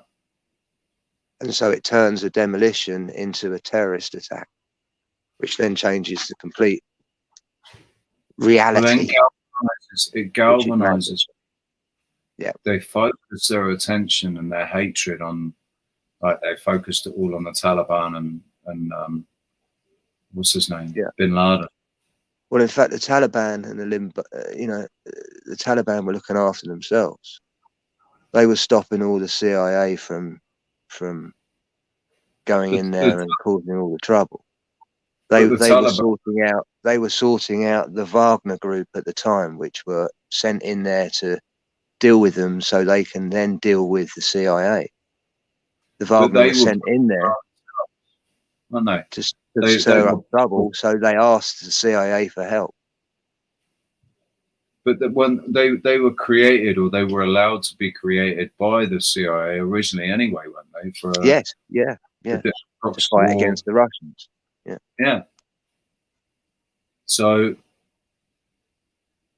that's why they had Bin Laden, in the White House with a photo, with everyone 4 years before it even known his name. His family, the Bin Laden family, were completely in bed with the Bushes.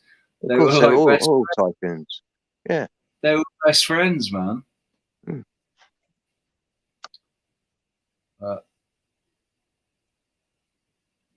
Drones.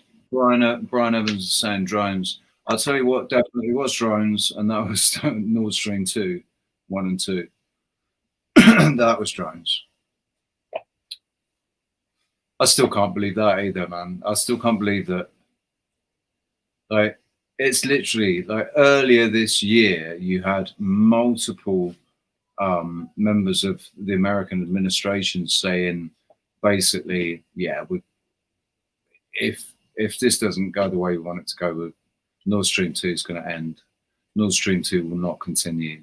Don't worry, promise. Nord Stream 2 is just going to end. You had Condoleezza Rice saying back in the 90s, talking about basically how Nord Stream 1 and 2 was a big problem for America, and it would be better if it didn't go ahead.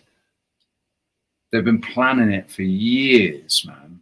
The only people that benefit from Nord Stream 1 and 2 are the Americans, because they're going to be selling liquid gas, shipping it over by sea. Everyone's going to have to buy their gas from America now. Yeah, but what about North Sea gas? They just happened to open up that other one, that other line, wherever that's going from. Is it Bosnia? Got me there. No. They've got another line, haven't they, that they've opened up. Same day. It's not the one out off the coast of Syria. No, it's going into the Netherlands or something. Someone in chat should know. But it's so in your face.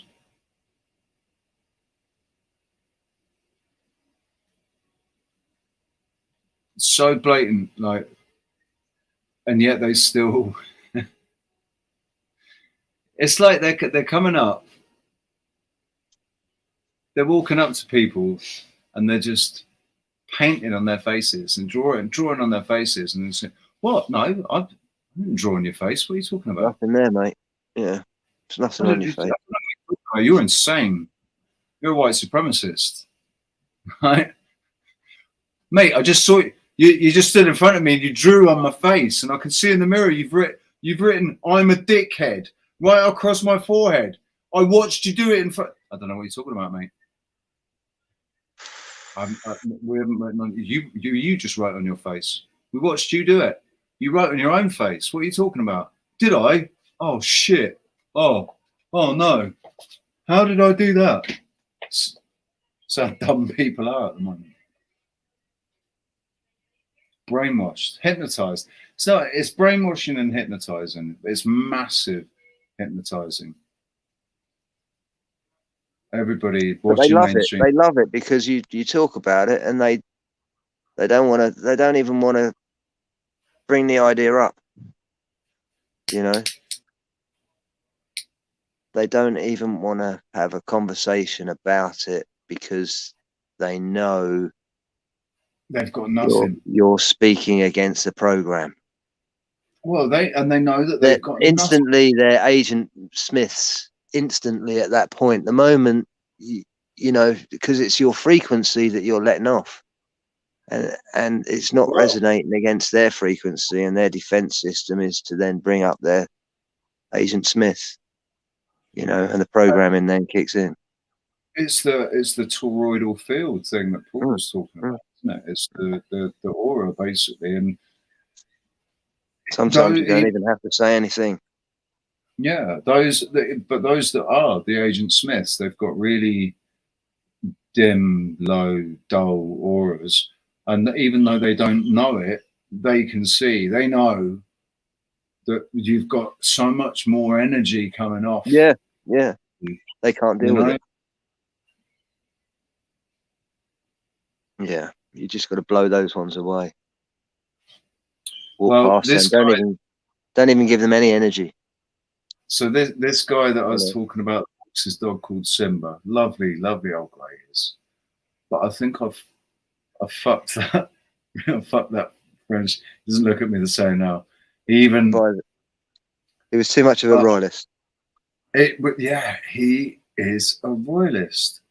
And he should read. You know, he should read some history about the royals on how they all interbreed and all they chop each other's heads off. Dude, they don't care. Of course they don't care. It's all part of a romantic story for them. Yeah, this romantic story about princesses and kings and queens and noble knights, and you know, that's where it all originates from. That's where it all comes from, man. And they, back in the day, they would, you know, had honor and yeah, Queen Victoria wasn't getting rich, getting everybody fucked on opium, so that she could. I mean, and you know, I'm so surprised that Rick, what's his name from Blackadder, is still alive. You know. Yeah. Rick Mail. No, not Rick Mail. No, unfortunately, Rick Mail. No. After he said that as well. Remember when he said that thing? He was in toilets or something, and I forget exactly. Having a fag outside, wasn't he? When he said basically, he said, "None of it's real. None of this is real. None of it's real. They're going to kill me for saying this as well." Yeah, that's what he said. No, like 2 weeks later, he's dead. Yeah. Rowan Atkinson, nice one, Brian. That's it. Yeah, Rowan Atkinson. Yeah. See, I maintain that you know, they know, and they're very clever, and I think the BBC has, you know, cottoned on now. You know that they've let the cat out of the bag through the comedy, and you know they've had to do this karma. You know, that's how everything works. You know, they have to tell us what really is, and it's up for us to decipher it, you know.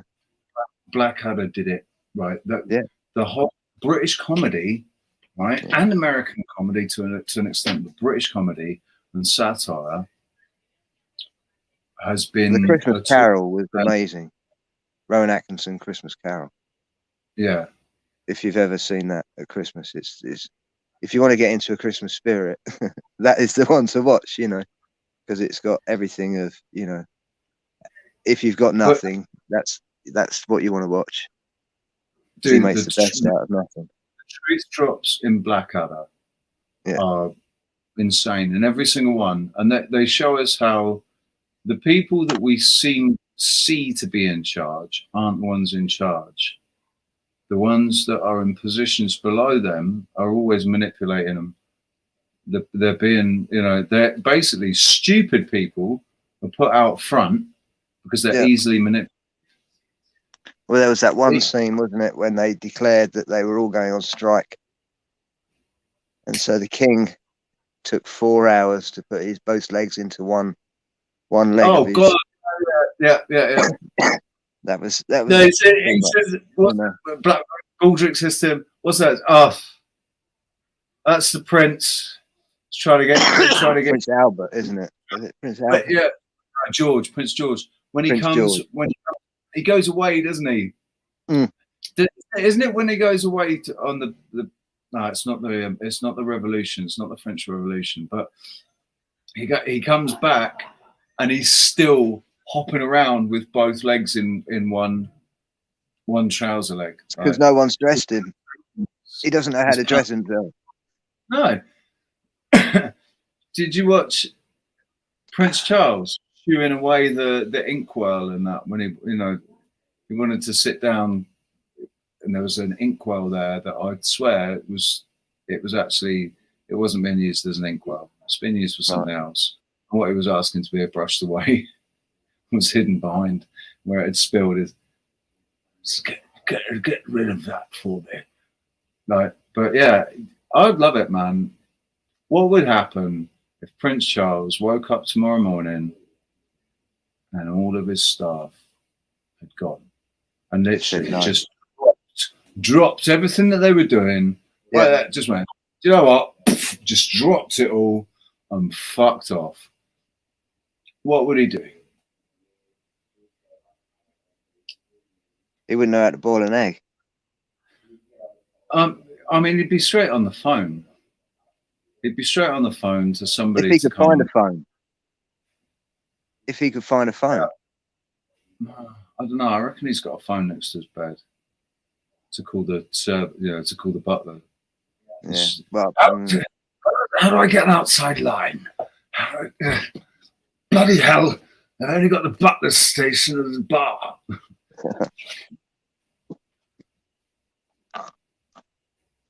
Yeah, and Jim will fix its line. But that's what needs to happen, right? Everybody needs to just down tools. Yeah, just down tools, totally peacefully.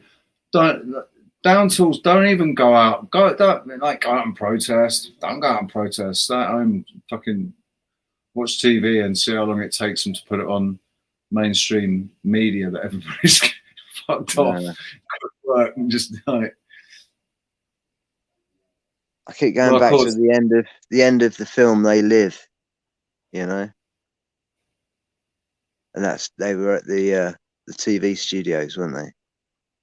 Yeah, but he destroys the signal, doesn't he? Goes to blow it up, and then he gets shot by the helicopter. They're in the helicopter, aren't they? He's trying to bring down the transmitter. But yeah, it is basically television. That's the only reason they've got this spell over everybody. If you destroyed television and the ability to transmit on a broadcast scale like that, where they're sending the same signal out to millions of billions of homes. But surely then their backup would be the MSM systems already in place for that, We're holding a device now, right this moment that is controlled pretty much 99% of it, other than what we choose to find.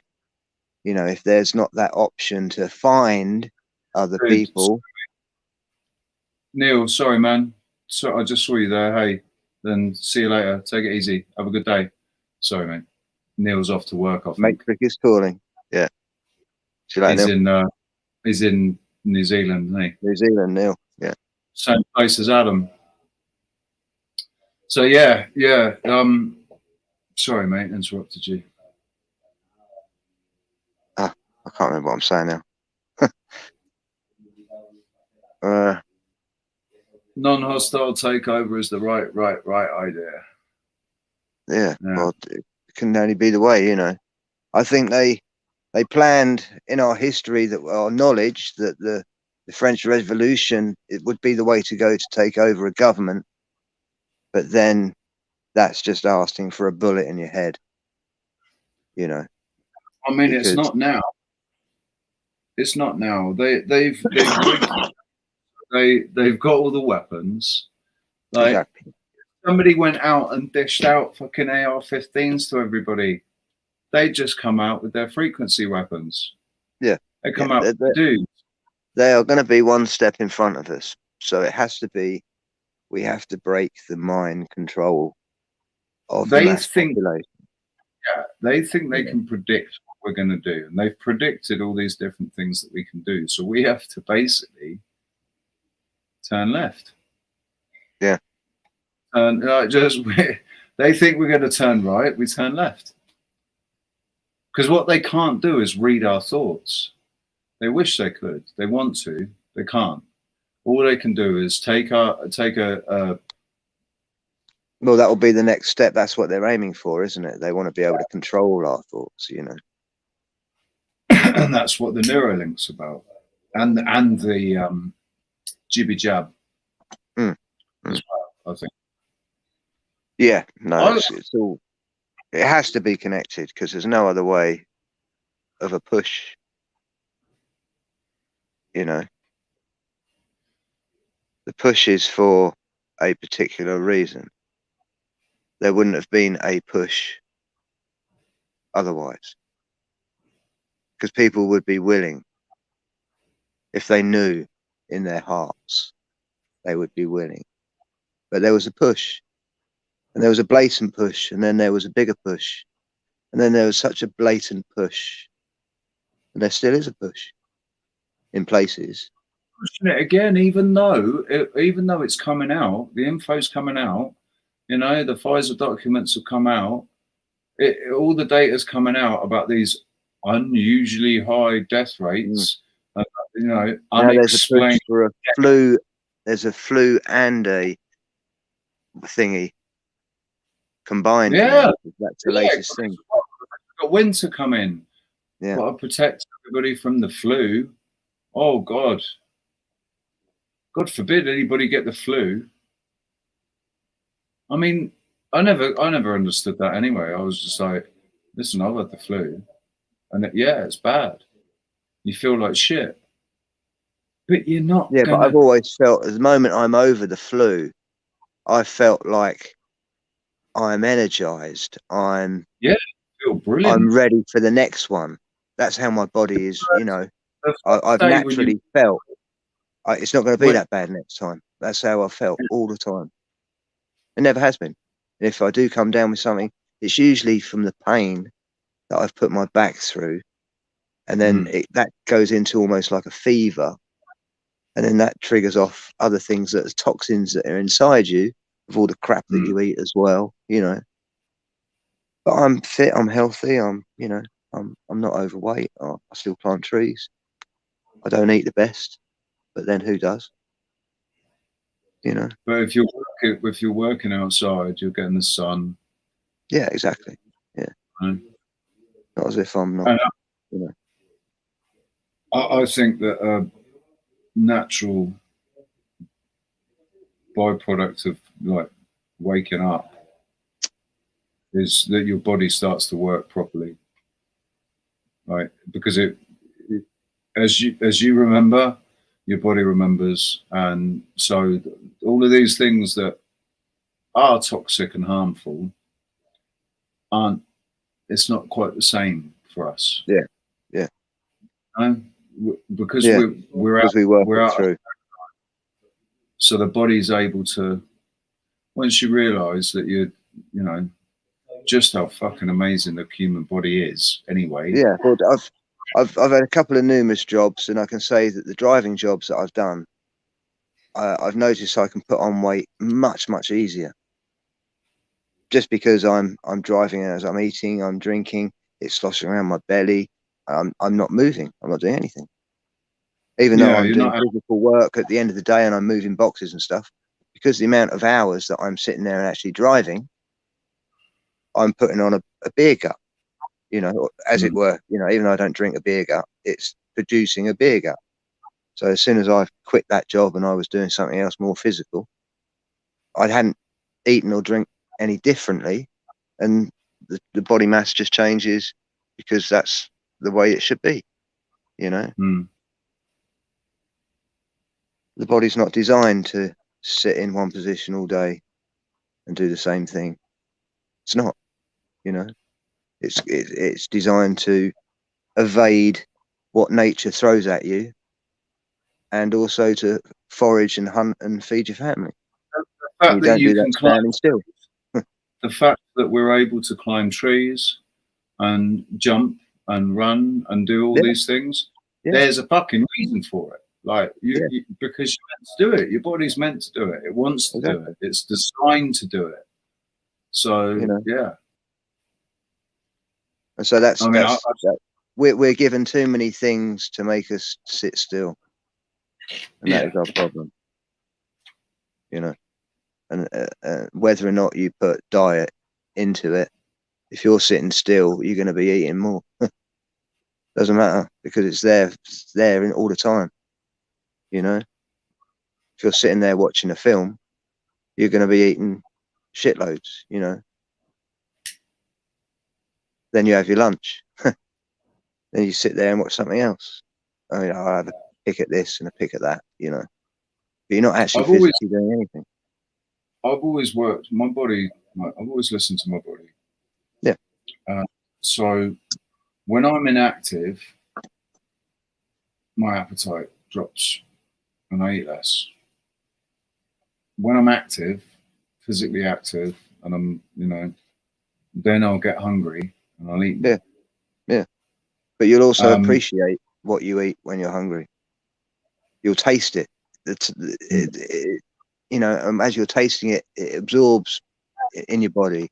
And if you're not tasting it because it's just a mundane thing that you're doing, you're not getting what you should be getting out of it, because you're not using your senses to acknowledge what's going into your body. Does that make sense? Yeah.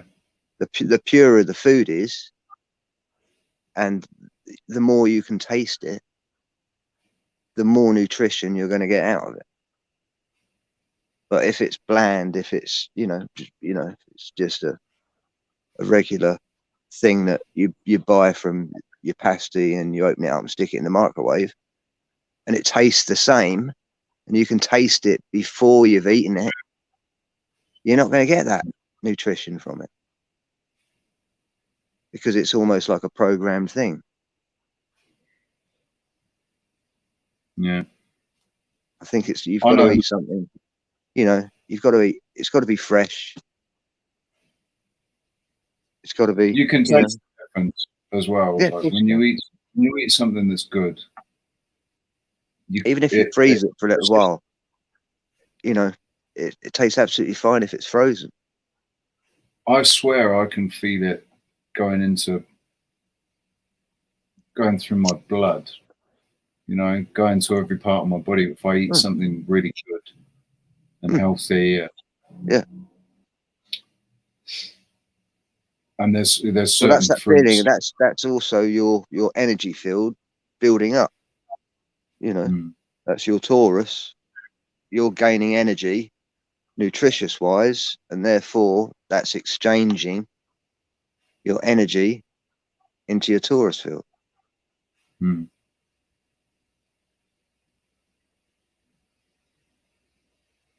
Yeah, I think obviously for the last year or so, I've been living largely off the energy in the air, man, ether.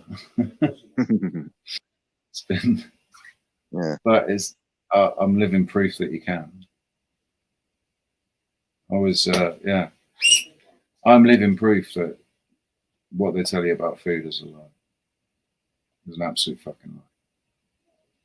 And what is the entertainment? I mean, it's the wrong time of year now for even entertainment over there, isn't it? The season wise, holidays and Dude, before all this bullshit wasn't a problem for me. I still had the same amount of work. Yeah, there was enough gigs going on. Well, I was resident in a pub restaurant 6 nights a week. Yeah. And that was I could have done other jobs and earned more money, but I'm not a greedy man. I don't, so. No, we do what we do, work 6 nights a week for 2 hours. I'll do 2 hours work a night. It's not work. I'll sit there for 2 hours singing to people. Yeah. And, you know, and that basically was enough money for me to live how I wanted to live. Yeah. And obviously it's been different since all of this bullshit. You know, in a year, I only worked 6 months in a year. Actually, no, well, we were off for 6 months, then went back to work for 6 months, and then got stopped again by the curfews and shit. And then went back to work for a few weeks, and then lost my fucking job. Yeah. And haven't been able to work since. Not because I don't want to, not because I'm lazy, because I'm respecting the fucking law.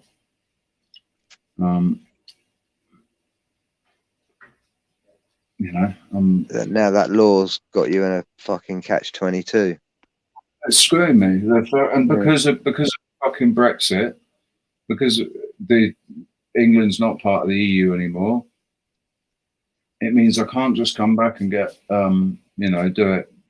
I can't just fly back to the UK and then get a visa and fly back again, because that means I have to get fully jabbed. Yeah. Or tested. And I'm not going to do either. I'm not going to get tested. I refuse to have fucking things stuck up my nose. And you know, that's just my stubborn. Maybe that's just my stubborn side coming out. People will say, "Oh, why don't you just do the test?" And no, I'm not jumping through their fucking hoops over a lie. No. I'm not going to jump through hoops for a lie. All of it's a lie. The tests are a fucking lie. Whatever percentage it is, false positives. Everybody's forgotten about that. Everybody's forgotten about the guy that designed the tests, and on all the boxes of the tests it says cannot be used for diagnosis. Must not be used for diagnosis. Like, I don't get it. They acknowledged it, that they're not really reliable enough. The tests aren't really reliable enough, and yet they're still going to them like they're fucking their gospel. Yeah. It's because it's regulation. Like Biden, he tests positive, then he tests negative, then he tests positive, then negative. No, it's a joke. It's a joke. How is anybody expected to take anything seriously when you got this sort of shit being played out right in front of our eyes? These sort of behaviours. They're scared of being called a conspiracy theorist. But like, if these men, I use the term loosely, if these people, like they wouldn't, it's not that they wouldn't be in our circle of friends because they're, you know, politicians, and yeah, okay, largely because they wouldn't mix with us. We wouldn't want to be friends with these people anyway. No. We wouldn't want them in our circle of people. They would have to step away from that and befriend us. Right. No, but the whole point is that But then he wouldn't be in that position. Yeah, exactly. Only one type of person wants to be a fucking politician. And they might think that they're righteous, and they might think that they're good. They're not. They're pathological. Yeah. Because they want to control a mass population. That's exactly what they want to do. Even if they think that their motives, their intentions are good. If it's helping, yeah. They know that themselves aren't going to be the one calling the shots.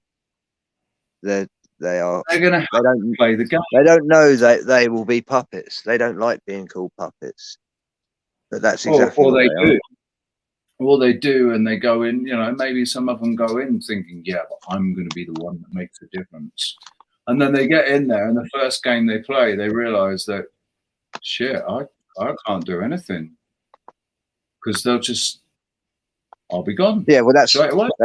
That's why they've got these little tests, haven't they? You know, like having to fuck a pig's head. Oh yeah. You know what I mean? So we don't not go down that road. Hey, boy. Exactly. You know, He looks like a fucking little pig. And the little He boys, like, you know. Do you think that's why they did it? Why they gave him a little pig? Because he looked like a little. Yeah.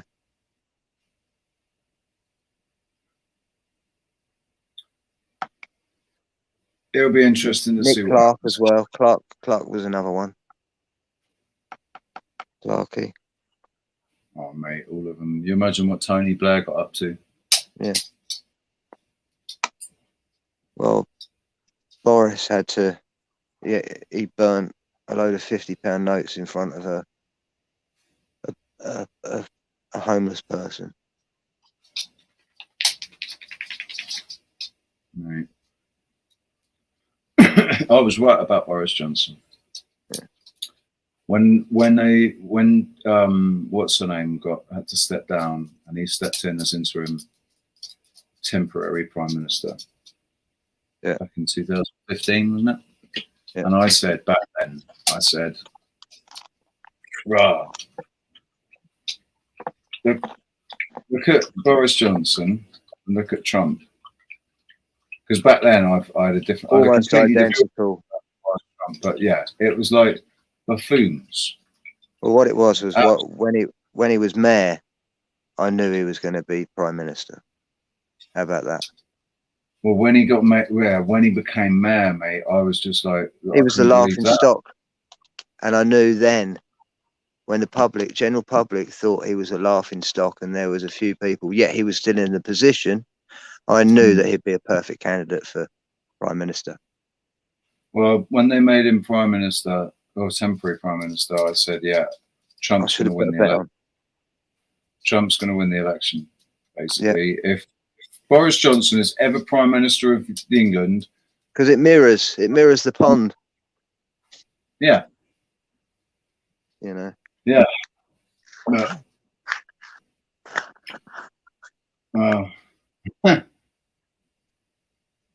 Who's the one before that? Theresa May. Yeah, Theresa May. That was it. Her dad. Did you she know was about an her interesting dad? one. Yeah, her dad, the Roman Catholic priest. You would have had some confessions. His job was going in with the nasty of the nastiest of the nastiest, giving them their last rites. Not just the last rites; they were his go-between for information and giving out implements for But not only that, I traced it back because none of this is on the web anymore, but it is on, I think, in the French websites about him. But all the British sites, Australia, American, have been deleted on him. But he was linked to the Outer Hebrides. I don't know if you heard, and also the one in Ireland of the mass burial sites of the babies. There was about 120 babies that they found whilst digging up, doing some archaeology, and they found all these nuns were taking in a lot of mothers with children, and the mothers were dying, and then it was just becoming an orphanage, basically. But none of these babies were actually on any roll or anything, so they were surplus. Yeah. And these were all in the churches and the nunneries up in Scotland and the Outer Hebrides. Been put up there for that purpose. Because they're right out of the way, you know. And if you don't know how the nuns got together, the nuns were raped by the priests and the knights and taken back to the nunnery, and they were then spent the rest of their life there, captured as a nun. That's how the nunnery started off. Yeah, so they couldn't tell anybody what. They were all rape victims. Yeah, I can believe that. And the vow of silence. You know? Yeah.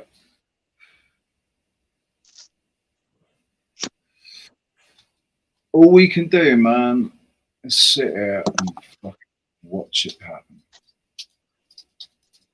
You know, do our best to adjust to whatever, our own personal circumstances. You know, we have to deal, obviously, what's going on around us. But as far as the big picture is concerned, all we can do is sit here and watch it happen. Yeah, no, I've said a few times in chats, you know, it's an amazing time to be alive and to be able to see through the veil, you know. Unfortunately, as it is, but, you know, it is a roller coaster ride, you know. If we are here to witness what we are witnessing, you know, it's better to have our eyes open, I'm sure. I think that's exactly what we're here for. I think that's what we're meant to do, as witness. We're just meant to witness it. We're not meant to take part in it. We're not meant to fucking get invested in it. We're just meant to feel the emotions, to, you know, to understand, to know that there is an impossibility in a few things, but that just keeps us thinking that something is possible, you know. But it's also a concept of delusion as well, you know, how delusional one person can be to another person by looking at the same thing, you know, and they both come up with the same idea, but it's a concept and not the objective, you know, like the shape of the planet, as it were, you know. I think the whole point about the shape of the planet is that actually the shape of the planet doesn't matter. It doesn't mean anything. It doesn't mean anything. Of course, it doesn't mean anything. Day-to-day life, like what matters is how we act, is what we do, how we conduct ourselves. It's the only thing that fucking matters. Yeah, it's how we deal with the information that we've been given and how we use it, you know, for our own purposes, or, you know, we throw it out the pram, as it were, and we move on to the next thing, you know. But it's always good to go backwards and see things that we have not seen before as well, you know, because I think there are lots of secrets and stuff that's right in front of us, you know, that we see every day, and just none of us have clicked. Well, if you play it back, it's like, do people believe that it's only been in the last couple of years that it's been like this? Okay, so let's go back. How far back could this have gone? When are the signs of when they fucked around? And that's why I love Jason Brashear's work with Archaic. You know, you can't. If somebody is able to sit there and demonstrate something that's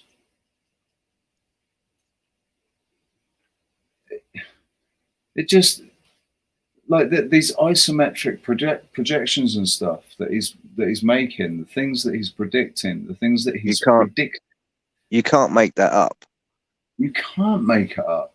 No. And so it just makes sense what he's saying. It's a construct. It's a mathematical construct.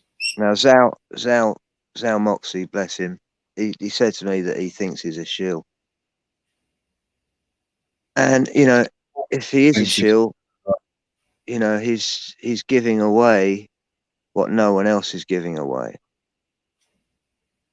You know, and it's 95% of his information that he's given away. There's not much that he isn't giving away, I don't think. You know, this information that Jason is saying is a construction of a lot of people's work as well as his work, but on the I mean, basis of Old Testaments, you know, yeah, from around the world. he's basically the only problem that I've got is that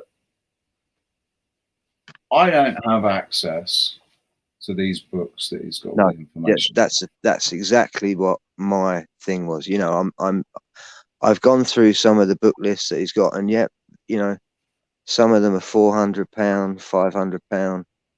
Some are in the thousands. Print. You know, some of them are out of yeah, and that's print. eBay. You're looking at thousands on eBay. You know, and so they're there. You know, whether or not, you know, you can get a screenshot of the words that are actually on there, or, you know, a transcript, but he's got transcripts as well, you know, so it's, but using the mathematics as well, and the pi and the phi that are in the pyramid with the numbers.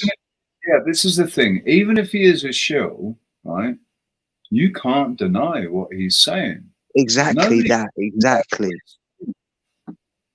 So, you know, it's incredible information for them to put out, because he's putting dates. He's putting the 15th of May. Yeah, I mean that's the thing that makes a lot of people nervous, though, isn't it? You know, because everybody's programmed with this. No man will know the day or hour of the. You know, no. Well, but that's because no one has lived through the date that it should have happened, and that should have happened at 1902. But instead of what happened is what's got us into this position now, with the boom and the boost of the corporations and the umbrella corporations and the ones that took advantage of what actually happened in 1902. Yeah. I'm just checking my battery. I've got 9% left. I just thought I'd warn you. Dude, it's cool, man. Do you know, it's 5 to 12 here. Well, let's go till midnight and I'll turn into a pumpkin. I've got to carve some pumpkins actually at some point. Wooden ones. Dude, and then paint them orange. It's only a few weeks away. Yeah. Like 3.5 weeks away or something.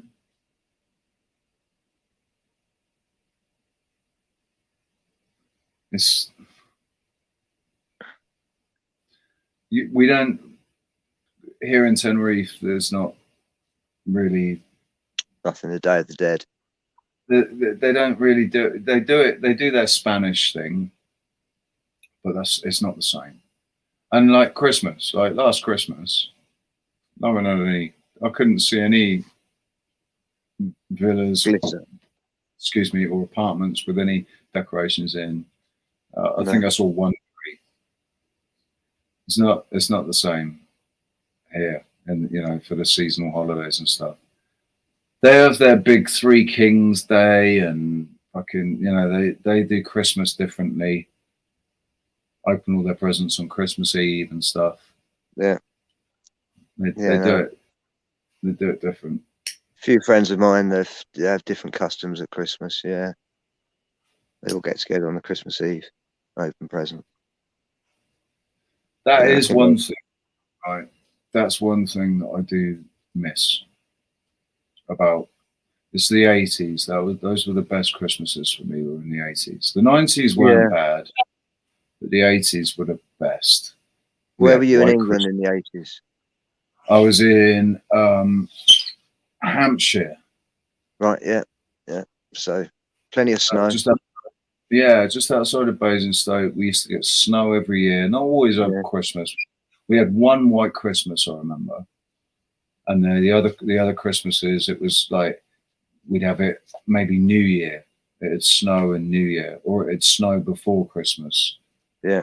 And then it'd start thawing over Christmas, and then it'd snow again in January. But yeah, Christmases were just magical back then, man. I remember the best Christmas I think I ever had. We lived in a bungalow. My dad went up on the roof and had like this sort of sleigh bell thing. They weren't sleigh bells, it was just this little bell. But he went up on the roof and was ringing the bell, and mum called us to the window and was like, "Look, there's Santa." And he's walking around. You can hear him walking around on the roof. He's better get into bed. And so we get into bed. Me and my sister shared a room because we were only children. And then about 3 o'clock in the morning, I heard a noise. And so I crept out, and there was I opened my door, and then we had the hallway, and then we had these sort of wooden glass doors. Like they were like wooden frames with lots of squares, glass windows in. And it was closed, but I could see that there was a shadow, by the fireplace, and was messing around by the fireplace. And I thought it was Santa. I was obviously, yeah. So I ran back into bed because I didn't want him to see that I was awake. Back into bed. And then the next morning, what Dad had done, because it had snowed as well, it was a white Christmas, and Dad had gone out in his boots, in his Wellington boots, and then brought him in, and then made a couple of boot prints on the thing, and eating his mince pies and port and brandy. And that was the best Christmas ever, man, because I thought I caught old Saint Nick. Caught Santa. But that's the thing, isn't it? Like how parents lie to their children. Go into it, yeah. I mean, for me, I think it was about my seventh Christmas, and we, as a family, we all used to get together at my grandma's house in this was in Dagenham, and they'd come from all over the country, some from Scotland, from Ireland. We'd be all in this front room, and there'd be 30 of us all in chairs around the side of the room, and Father Christmas would be coming soon, and all the kids would be running around, and we'd all be sitting down, and Father Christmas would come in, the big sack, and one by one he'd call us all our names out. And he called my name out, and I just looked at him and I went, "Granddad." And that was it. I got picked up, got taken out of the room straight away, out into the back. It was like, right, yes, it's not Santa, it's Granddad. It's all a lie. But did they say that they didn't bother saying what? Well, Granddad was asked by Santa.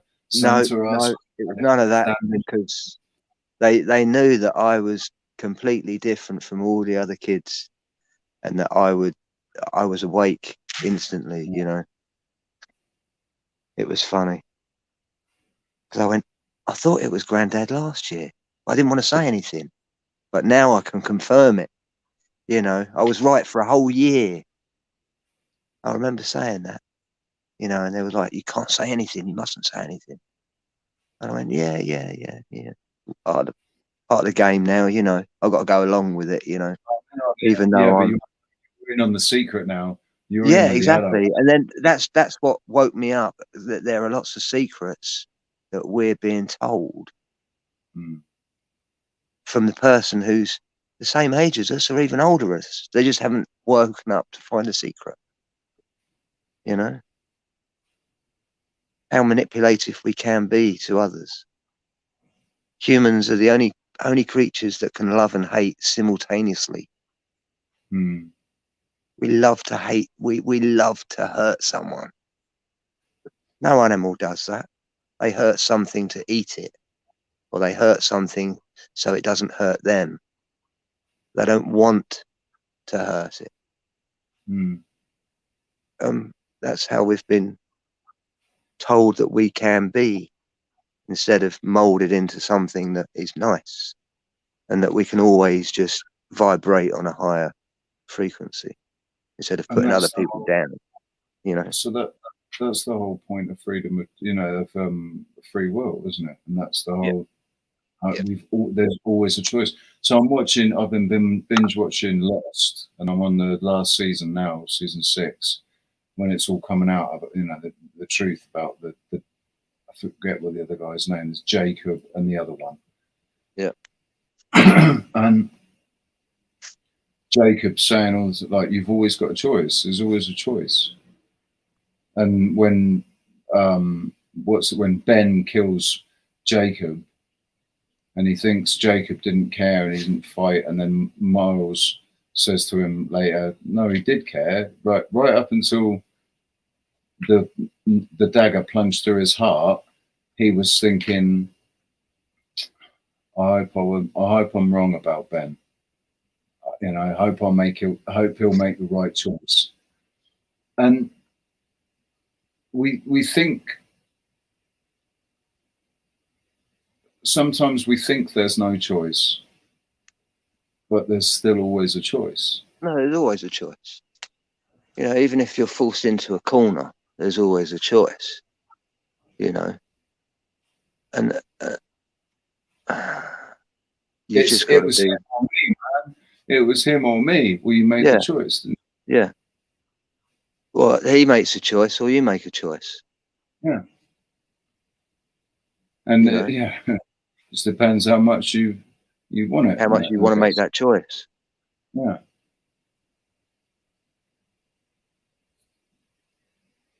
Yeah. But if you can persuade the other person that he has a choice before he makes the wrong choice, because he doesn't know that there is a choice, does that make sense? Yeah, but you've also got to convince him that whatever choice he makes, like, it's not you're going to make the same. Like, just because he chooses not to, doesn't mean that you'll choose to do it. Like, if we're talking in a confrontational situation where guys are going to kill each other, like, you stood there with guns pointed at each other, and it's like, or with knives, you know, he's gonna see them, him or me. He's gonna make the first move. He's gonna make the first move. It's knowing that you both know that this is the wrong way. This isn't the way. I think if you've got yourself into that position and you've got a knife, that you've gone way past that thought. You know, you're ready to go. Either way. Well, you've made the choice then. You've already made that decision, yeah. But if you're the only one standing there, you know, and you haven't got the knife, you can still make that decision in the fight or flight.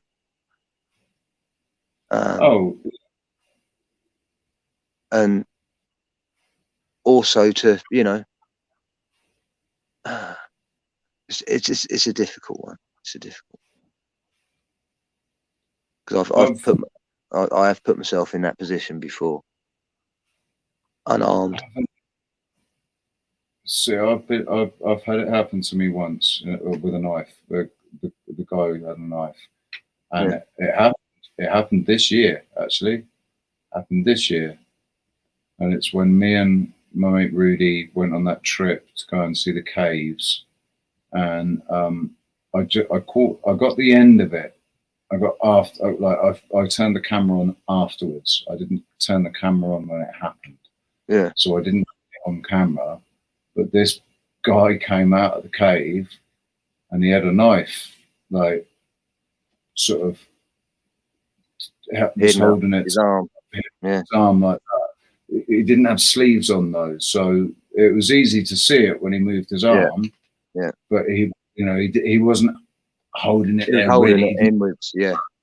He had it there, and he was considering it, and I just remember I guess I just knew that he wasn't going to do anything. Yeah. It was, plus You that kept your distance. Yeah, exactly. he brought the knife out because he was scared. Yeah. That's Yeah. why he brought the knife out. Yeah. Because I don't know. Some people think I'm scary looking. I've got a resting bitch face that is quite scary looking, and Rudy could be quite scary. He's a big guy, like 120 kilos, big guy. So yeah. And if you don't ever see people, I'll put myself in this position as well. It's like, man, if I was living out here, the reason I'm living out here is because I don't want to be near anybody. Yeah. And Yeah. it's nice. So this is also, you've got to take that in consideration. If you put yourself in his feet, maybe someone's after him. He doesn't know who's after him. He's just, two bubbles collide. Unfortunately, he's the one that's protecting his bubble, but more than you, because you're not expecting to protect your bubble. But we all make some mistakes. Thankfully, because Rudy's cool. Rudy was like, listen, I'm on 1%, so I'm not no really worries. Like, if it blacks out, it's not me dropping the phone. 8 minutes past 10, 8 minutes past midnight. I've got to take my dogs out for a walk. We should bring this one to an end. It's 4 hours and 5 minutes. Everyone's falling asleep then. Left. Thank you very much to everybody. There's been everyone. Me and show my face. Having a little natter. There you go. We should do this more often. Yeah. Do this more often. I'll do this more often. I'll go live and we'll have a natter. I'll have to get some carvings out. I'll show you a few carvings. Yes, mate. Yeah. Show us your work. Definitely show us your work. All right, mate. Much love. Take care, everyone. Chat room. Thank you very much, guys. I'm going to go through everybody. You all know that you're brilliant. We love you. And I'll see you maybe tomorrow. Maybe tomorrow night. We'll see. See how I'm feeling tomorrow. Yeah, I do. All right. Later, mate. Take it easy, man. I'm going to play us out with